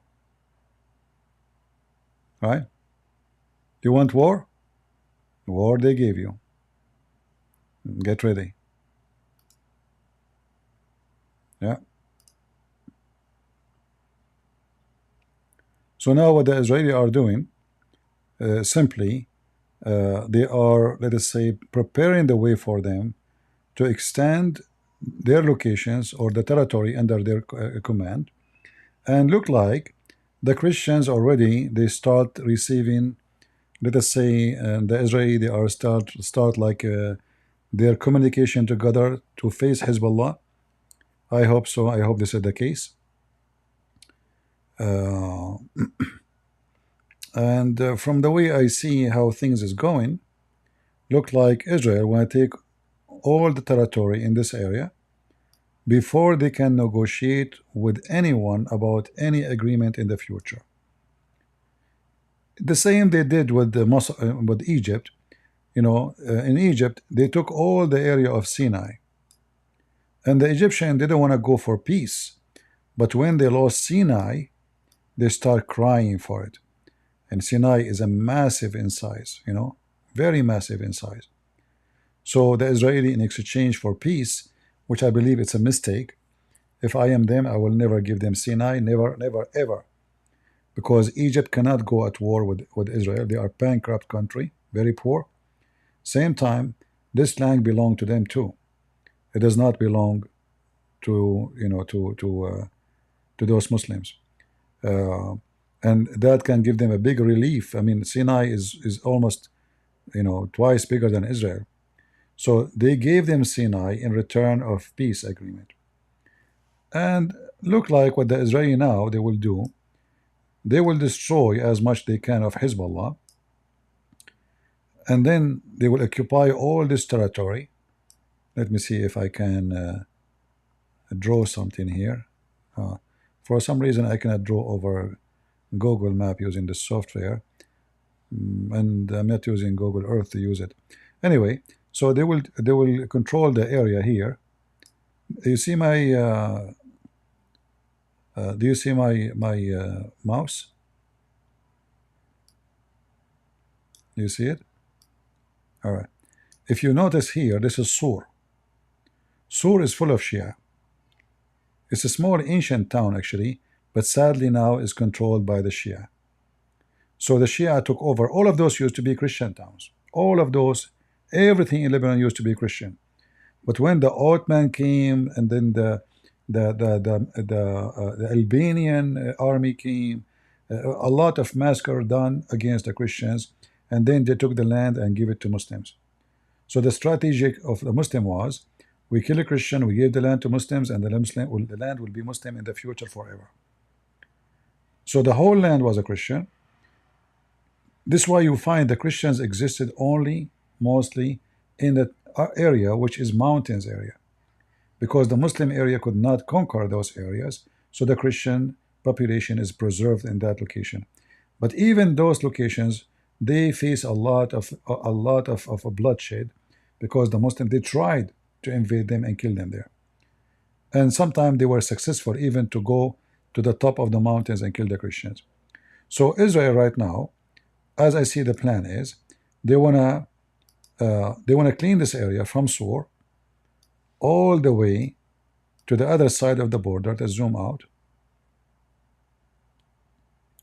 All the way to the Golan Height, and that will be territory between them and between Lebanon. So if they agree to give the land back, they will put conditions that whatever land we control now, we will give it back, but in a condition that international community, including America, Russia, and whoever, they have to put forces here to be sure no arms, no weapon, no militant, no any kind of terrorist, they can go to that territory ever again. Plus, they are asking the community, international community, to force Hezbollah to deliver their weapon to the Lebanese army. So the war can continue for a good time. I believe the election have to do with it, who's going to win the election. So if Trump, he won the election, I think Trump, he will fasten the speed of the war, which means he will support Israel, but he will not let them go for a long time, because he, Trump always tried to present himself that he is the one who is against war. But nobody can accuse him of the war established because of him, because he wasn't there when it happened, and it was there when he came. So what will happen if Trump, he won, and I hope so, he will support Israel, and that will give Israel extra time to finish it, but not unlimited, to finish their war, demolish Hezbollah. Already they killed a lot of members of Hezbollah. In fact, more than 1,300,000 Shia already they are migrated out of Lebanon. Most of them they are out of Lebanon. They went to Syria. All right. So what Hezbollah did now is a big problem for them. In the top of that, this migration will cause a big more problems. Why? Because those Muslims who move to territories where it's a Christian territories, the Christian they open their houses, their churches for civilians who they are even Muslims, but they welcome them and they are feeding them too. But by time this will be acceptable for maybe a month, 2 months, but then after that things will get wrong. They might even get into civil war. So the migration of the Muslims into Christian territories, Christians are not friendly with that because they knew they come today as a refugee, tomorrow they stay forever. So they will not let them stay. Now, if they don't want to let them to stay, where they will go? As you see, their houses is destroyed. If I go right now and check what happened in the south of Beirut, I mean, half of it is already demolished. So those Shia, where they will go?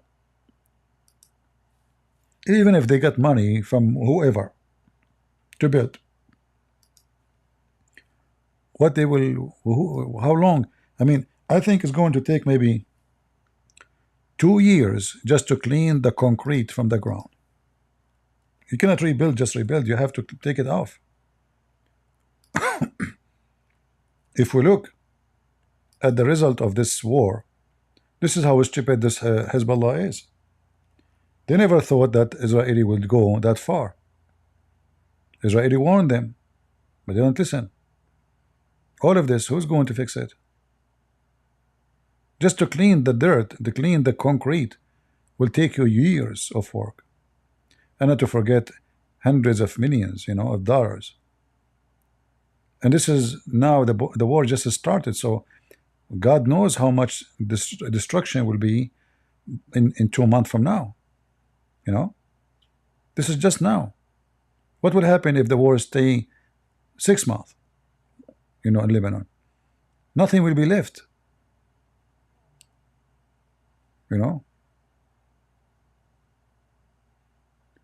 So Hezbollah, they screw themselves. They screw their own population, which means the Shia, because the Israeli are maintaining that their attack only in the area which Hezbollah is located, which means where Shia who support Hezbollah are located. They are not attacking Christian area. They are not attacking Sunni area or Druze area. They are attacking where Hezbollah is located. So in 6 months from now, what is going to be left of all the Shia houses in Lebanon? It's going to take them for long time to fix and repair. And not to forget how many casualty.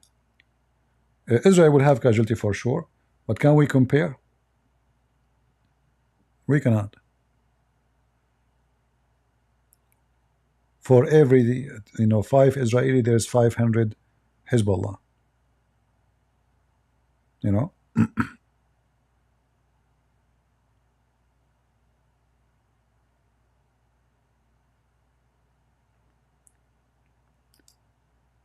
And I cannot say the word innocent because those Shia, they support Hezbollah.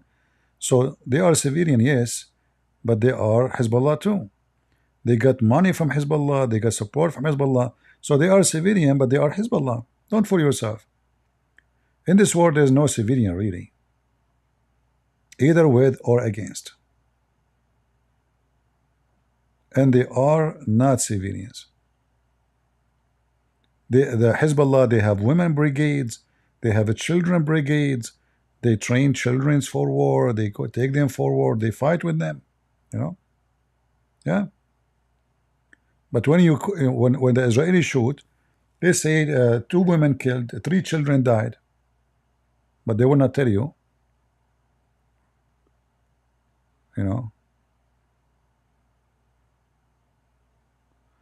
Why don't it piss off to Iran? I don't know what you mean. You mean to go to Iran?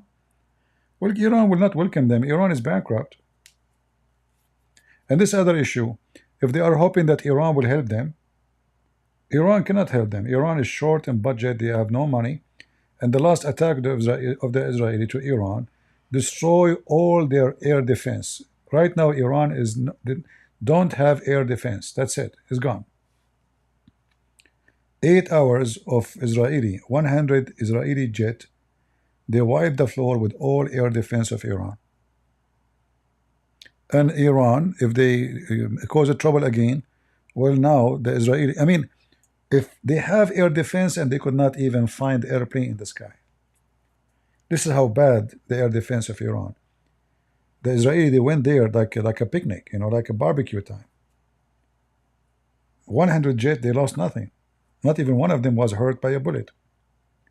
And this is before they destroy the air defense. So what about now if Israel decide to go and attack? They have nothing to worry about. And this is telling you that the Russian weapon, which Russia gave to Iran, is a joke. In fact, Russia itself cannot even defend itself from the stupid drones, coming from Ukraine. Small, tiny drones made by Ukrainian, locally made. The Russian army could not defend themselves.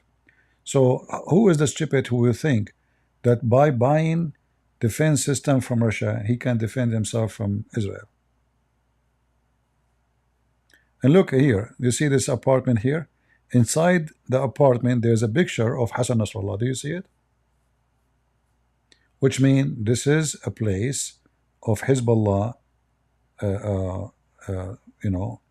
They will say to you, it's a civilian. No, look, why a house civilian? They have a picture of Hezbollah leader. No. Yeah. And then after the war stopped, they will start begging everybody for donation. The same as in Gaza now. There's a lot of scammers, like commercial for donation in YouTube. Okay, skip the video now. Skip the video. Don't donate for us. Skip. May Allah, did you guys watch those videos? Scammers. They are paid, and YouTube allowed them, and obviously it's a scam. Skip the video. Skip. I mean, isn't it obvious that the video is a scam? They want to make you feel guilty if you skip. You see how evil they are? Those video for donation, they are made to force the Muslim to donate, to make him feel bad if he skipped the video. Yeah, skip, yeah, skip. I wish they play it now so we can laugh. I will skip you, and I will skip Gaza, and I will skip Allah himself. You give her donation, she open her legs, she buzz you 5 Hamas terrorists second day. Yeah, donate, so I can open my legs and give you more babies. So tomorrow they will kill you. Yeah, donate. My handsome husband don't have energy no more to do intercourse with their funny accent. Right? Russia is 2 trillion GDP. I'm not talking about Russia if it's poor or not. Russia is one of the most richest country in the world, actually, if they use their resource. This is not what I'm talking. I'm talking about their weapon. Why you mix things up? What does this have to do with this? The Ukrainians are able to reach all the way inside Russia. And this is with all the pressure the West is putting in Ukraine not to go so crazy. So when Putin, he speak about S-500, well, guess what? S-500 is stupid idea about it. Because what the point? They claim that those S-500, they can shoot a drone from a distance. The radar can catch the drone at 300 miles away. It turned to be that the S-500, the S-400, the S-300 are S as S, S-H-I-T. This is what I was talking about.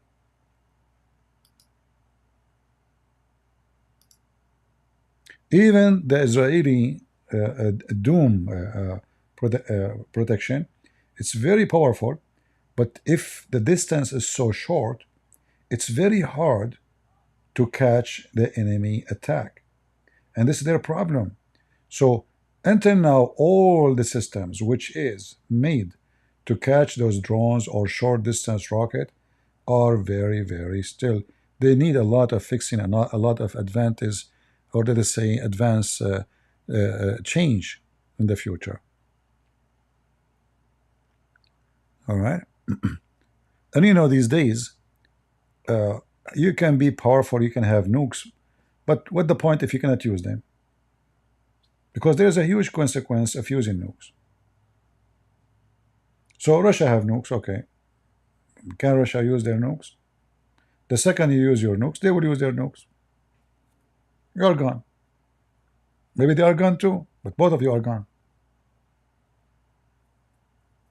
So put the nukes in the side, and then you will find that the Russian army, which we thought extremely powerful, not that powerful.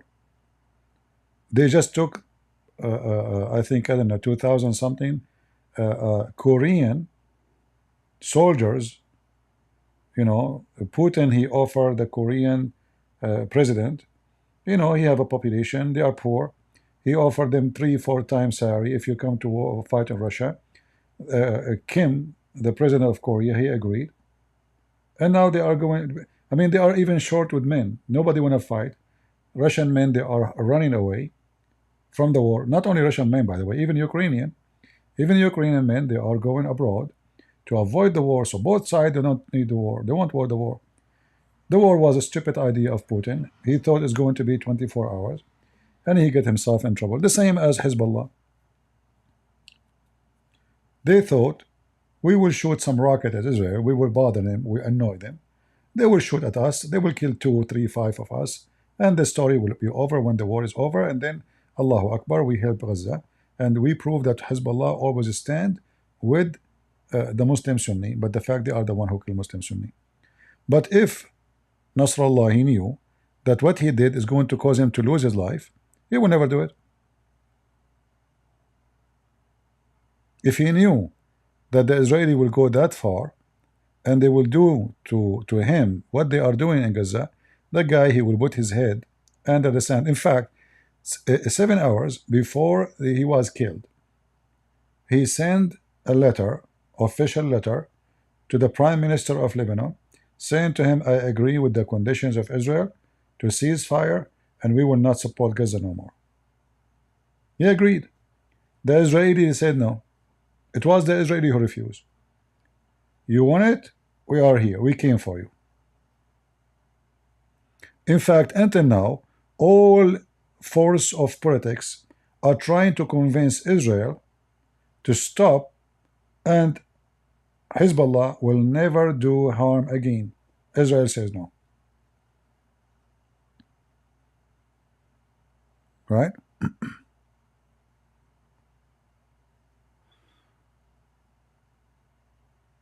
Don't forget the end of time. Well, the end of time is not going to happen because of nuke. Because even if nuke happened, not the whole world will be destroyed. Same time, this is not what the Bible says. The world will not be destroyed because of nuke.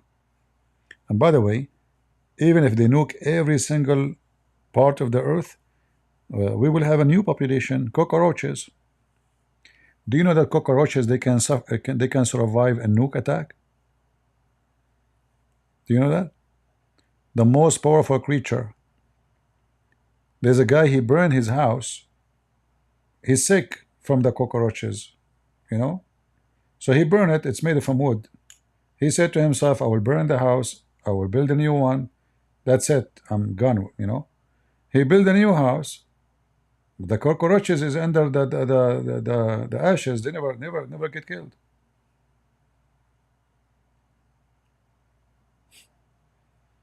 So, yeah. The most powerful creature is not Muhammad. It's a cockroach, even though they both are cockroach. But one is so small, one is a man, you know. I hope I'm not insulting cockroach now and attack my house. Please leave me alone. I hate them. You know, I have I have a spray. I don't like to promote product, but this spray is so good, man. I spray once every few months. Now, for sure, in the summertime, I mean, only like winter time is so cold, so there's no insect. But in summertime, this spray is so crazy. You will see the cockroach. He walk like even close to the house, not even in your house yet. He walk.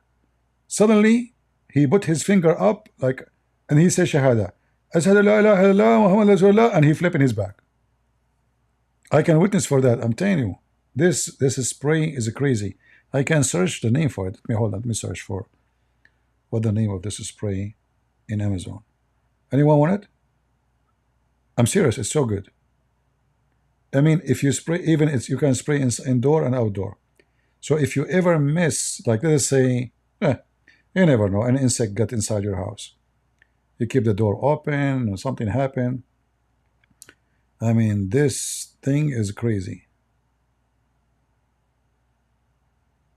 Every cockroach try to get close to my house, he say Shahada. I guarantee you that. What is called, let's say, search insect. Okay, I found it. Anyone interested? I hope Google will not say this is this product is out of the stock. What a shame. Okay, hold on. I click at the previous order. Let me take a screenshot.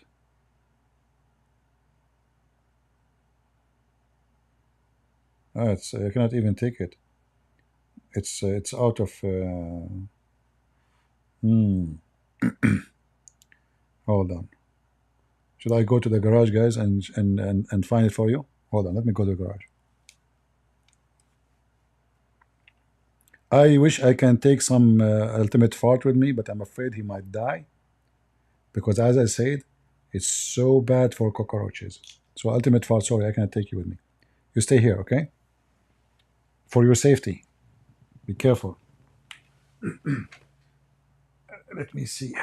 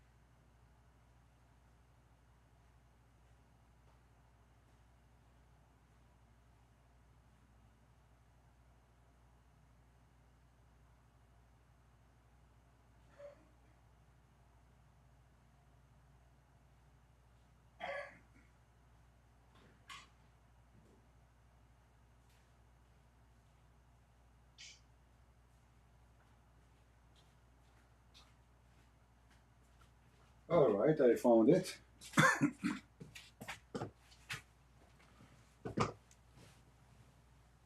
The name of the product is Ortho, ORTHO, Home Defense. You got it?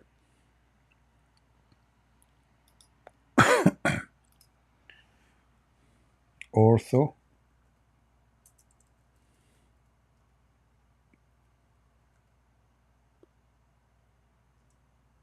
Home.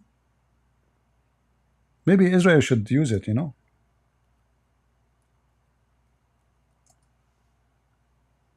Yeah. So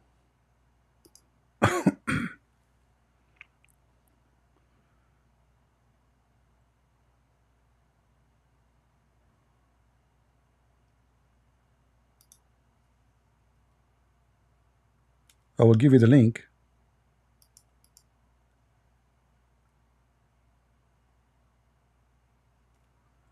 If you guys interested. You can find it in Home Depot. I don't know if you live in a foreign country. I'm not sure if you can find it or not. but it's really powerful. I don't know if I can post it in YouTube. Let's see, because the link is so long. Oh, I cannot. All right, let me find you a replacement link.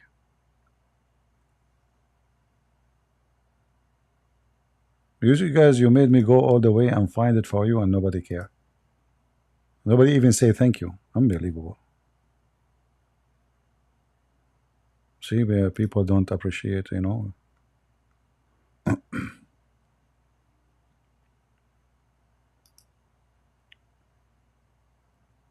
Yeah, this is the spray.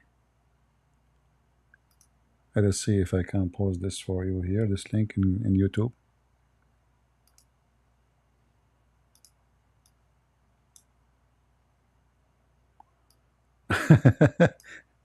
Yeah, I hope YouTube will not come after me. It says we are promoting the product.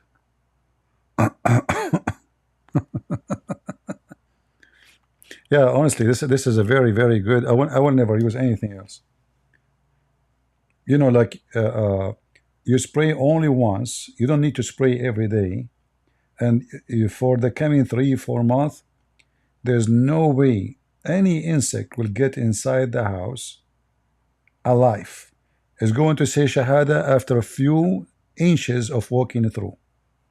Like you will see the cockroach like, the beer, you know, right away. Right? So if I am an Israeli, I will spray this between me and Hezbollah. You know, it work. I guarantee you. Any kind of insect, you know, like anything like because you never know, even if your house is so clean, but you know, summertime you leave the door open, maybe you have children's, even a fly. If a fly go, as long the fly will touch that, you know, you spray in the ground, you will not see anything no more. It is indoor and outdoor, which mean it doesn't harm a human. So don't worry about harming you.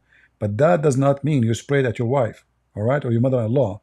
Think is going to not to harm. You know, I know you. Don't do that. Disclaimer. I heard rat traps will work well. And we're talking about rats. We're talking about insect. No, this thing is not for rats. Rats or mice, there is a poison, which is not really a poison. It make their stomach dry. They stop drinking water. Let's say they forgot that they need to drink, and they die. I use that.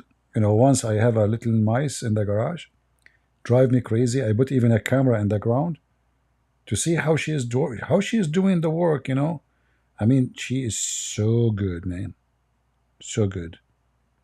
So I give up. So I bought this. It's not a poison again. It make the mice eat it and forget to drink. How that work? I don't know. Don't ask me. So they will die from hydration. Yeah. I mean, how we change our topic from Hezbollah and Halloween of Muhammad to cockroaches and rats. You people are crazy. Do we have any Abdul? I mean, the topic is very same, you know. What is the benefit of Hezbollah? What is exactly what they do for a living? Everybody knows that they grow drugs in the area of Baalbek, you know, heroin, cocaine, and even what they call it, fentanyl, whatever they call it, all kind of filthy, disgusting poison, and they sell it to the world. This is what they do. This is Hezbollah, right? We have a guy, his name is Lord Lucifer. Kick him out of here, guys. Ban him. I don't have time to speak to Shaitan. Stupid. Your mama, she gave birth to the wrong object.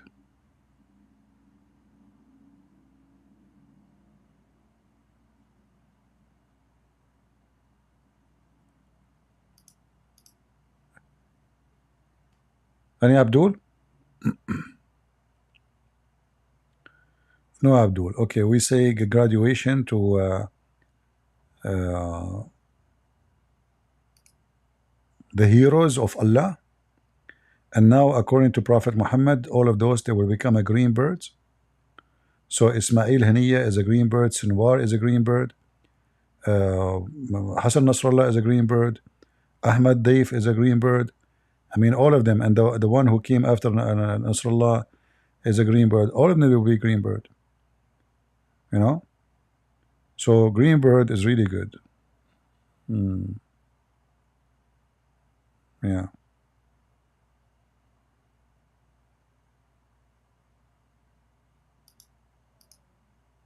Let us see what this person want.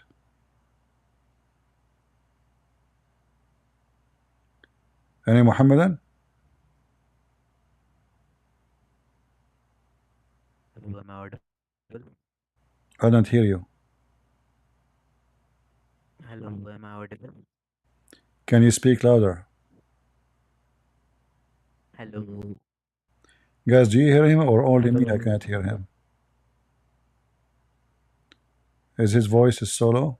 I can't hear you, my friend. Fix your microphone.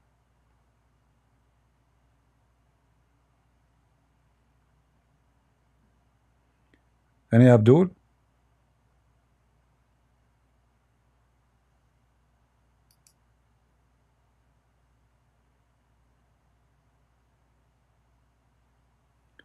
Where I recommend to find a good yellow shoes? You do not need to buy one. Just go and dig where Nasrallah was killed. I'm sure you will find his shoes there.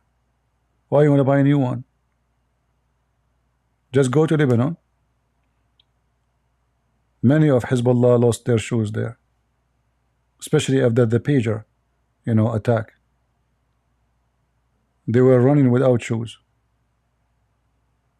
When the Jews they paged them, everybody, all the Hezbollah, they run without shoes. A lot of yellow shoes there. Just go and get some, for free. Any Abdul? In case you do not know, the Shia believe that if you wear black shoes, your penis will not function. If you wear yellow shoes, you can do good boom boom. So, ladies, if your husband wearing black shoes and he's not doing a good job at the bed, now you know what the problem. Let us see how many women they will throw the black shoes of their husband tonight. Listen carefully. It's a true story.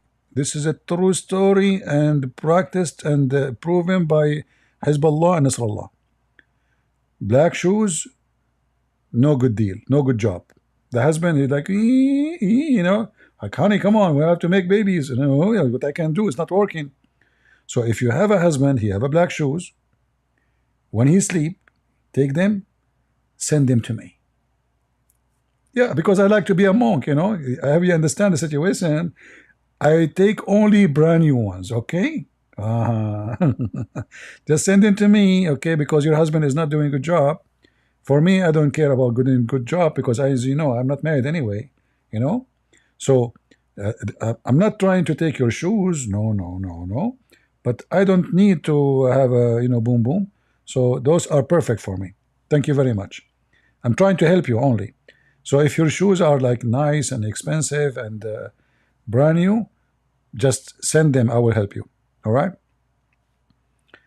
In return, I will call Ali Dawa to send you halal cat food, and I will call Mimi Hijab to send you a nagla seed. Maybe that will help your prophet. I mean your husband in the night business. Anyone? Yeah, Muhammad, he said that nagla seed have the remedy for every illness. But the guy, he could not even make it work. So Allah, he sent him a dish of shish kebab to fix it. Right?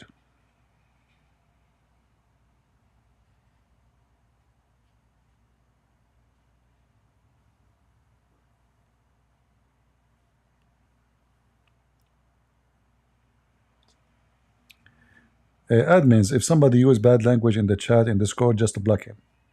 We don't care about having Muslims who have a bad mouth.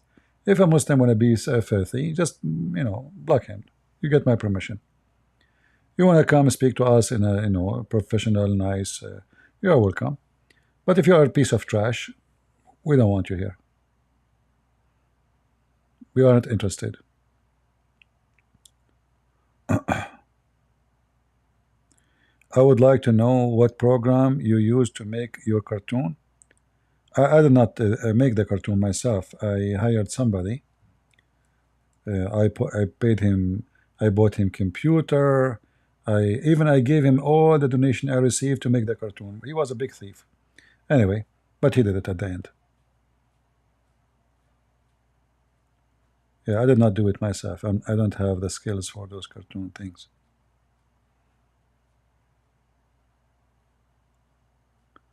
Any Abdul?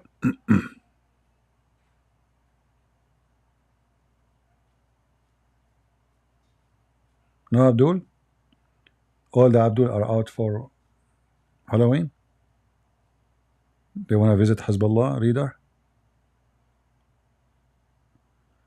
Yeah, I know. I heard of this guy Hisham al-Musri, and I made a video for him. He's an idiot. I got him busted. Atheist idiot.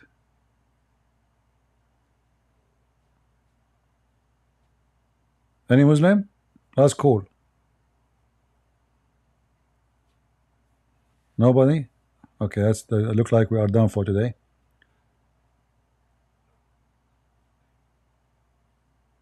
No, when I have to go because Nasrallah is waiting for my call.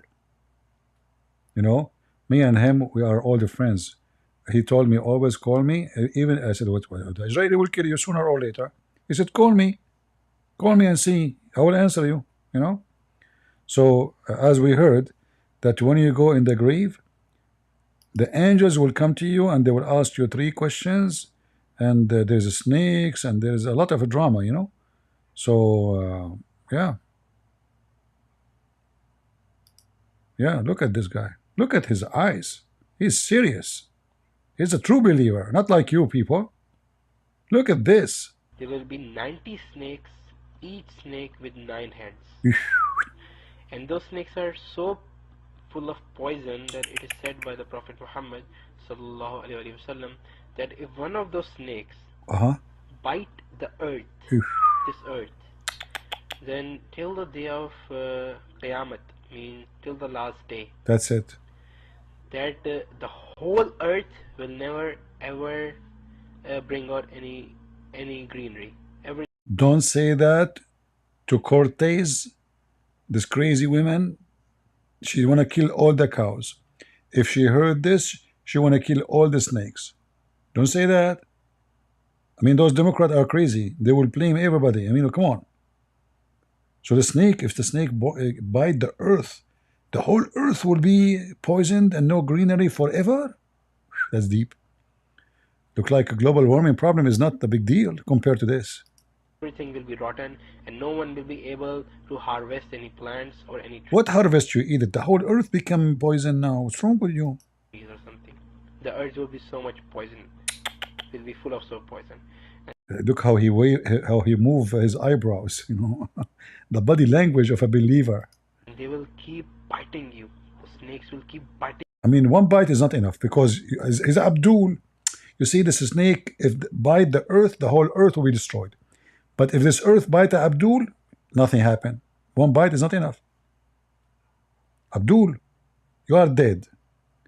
The snake bite the whole earth will be poisoned. From one bite. Why the snake is keeping biting you, Batito? It must be true story. Must be so true story. Do we have anyone from the Muslim society here would like to join us?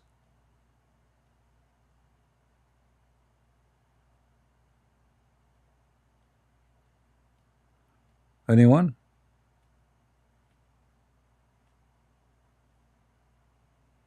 Any Abdul? Okay, if you don't come to the mic, I mean, the snake will bite you. You from day till night if you don't pray, if you don't worship. and each bite the snakes will bite you.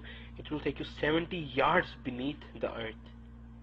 I mean, a man, no matter how much powerful he might be, I know. he grabs something and throws it on the earth or on the street, he can hardly bring a crack on it, or maybe move in 1 centimeter, or hardly like that.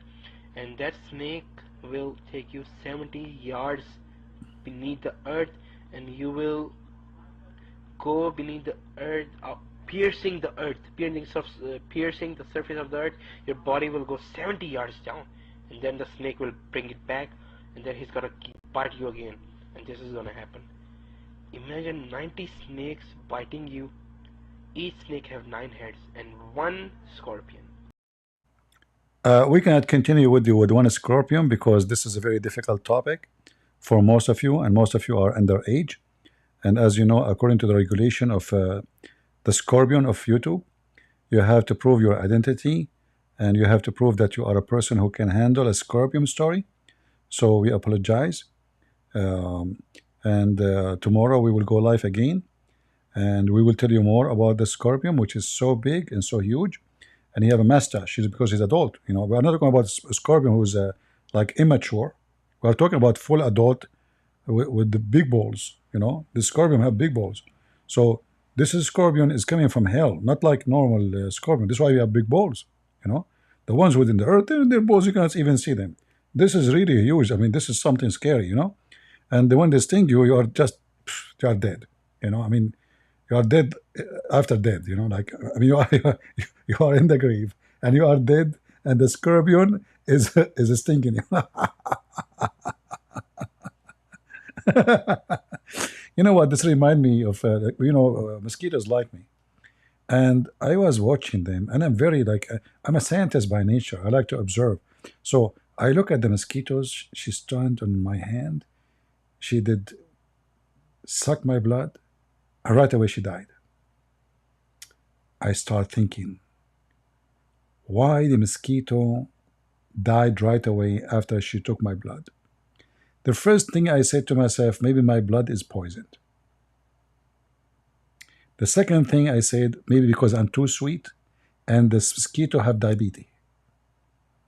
The third thing I thought about, maybe this mosquito is not really taking my blood for a purpose of harming me, but because I'm so bloody fun. So she decided to take some of it just to make me like have more relaxed time. And thank you very much for your understanding. This is a true story, and we have witnesses for it. Sahih Bukhari, you know. I'm telling you, the mosquitoes died immediately after she took my blood because she had diabetes, and I'm so sweet. All right? This is true. You can ask every mosquitoes ever that bite me. All of them, they share one, because, I have a book. I did not tell you this, by the way. There's a book. Any mosquito come to my house before they leave, if they leave alive, they have to write their, like, something about what happened, Like, what do you want to say? So you see that always in president houses, etc. So I'm the same. So the mosquito come, she takes some blood, and then she go to the book and she write. He is so sweet. If I show you how many times it says his blood is so sweet, you will not believe it. Oh boy. Let me be sure the window is closed. Anyway, thank you all for being here, and I hope the mosquitoes will leave me alone. And the mosquitoes, they have many form and many. Do you think mosquitoes are halal? It depends. If you are talking about mosquito from Japan, yeah, she is a lady, I mean, her name is Mosquito. If you are talking about mosquito, the insect, no, they are not halal. All right? Depend. You have to differentiate between miss and miss. By the way, this is why all girls, they call them miss. They hide the second part of the name, like either Miss Georgette, Miss Juliet, Miss whatever. But the fact, mosquitoes, it's like they come to the man, they suck his blood. When he is poor, they dump him, they get a new husband. Bye-bye, nice to meet you. Yeah. So anyway, mosquito have a good reason to use it, the name. It's coming from a root of Miss and Coyote. The language is connected with Miss Coyote. So with Miss Coyote, I will say thank you very much for being here. I'm losing my voice before women they go after me and initiate assassination mission against me. I better go because they are very dangerous, and you know that what I am saying is true. Thank you all for being here. I hope women are not being offended by my jokes. As you know, I make fun of myself all the time. However, whoever make fun of me, I ask Allah to curse him and make him look like me. So when he wake up in the morning, and it's true by the way, there's a person, he made fun of me. I pray to Allah to curse him. So he cursed him and make him look like me. He woke up in the morning. He went to the bathroom. He wanted to wash his face. He could not believe it. He could not handle it. He had a heart attack, because he looked like me. So I don't want to wish to such a wish to happen to you, or to look like this believer. This is look at this. So I hope you will not end in such a way. Happy stupid Halloween day. If you are a Christian, you celebrate Halloween. I say to you, you are a dummy. For this is a pagan and this is stupid behavior, and only low IQ people celebrate such a day. So I hope you are not one of them.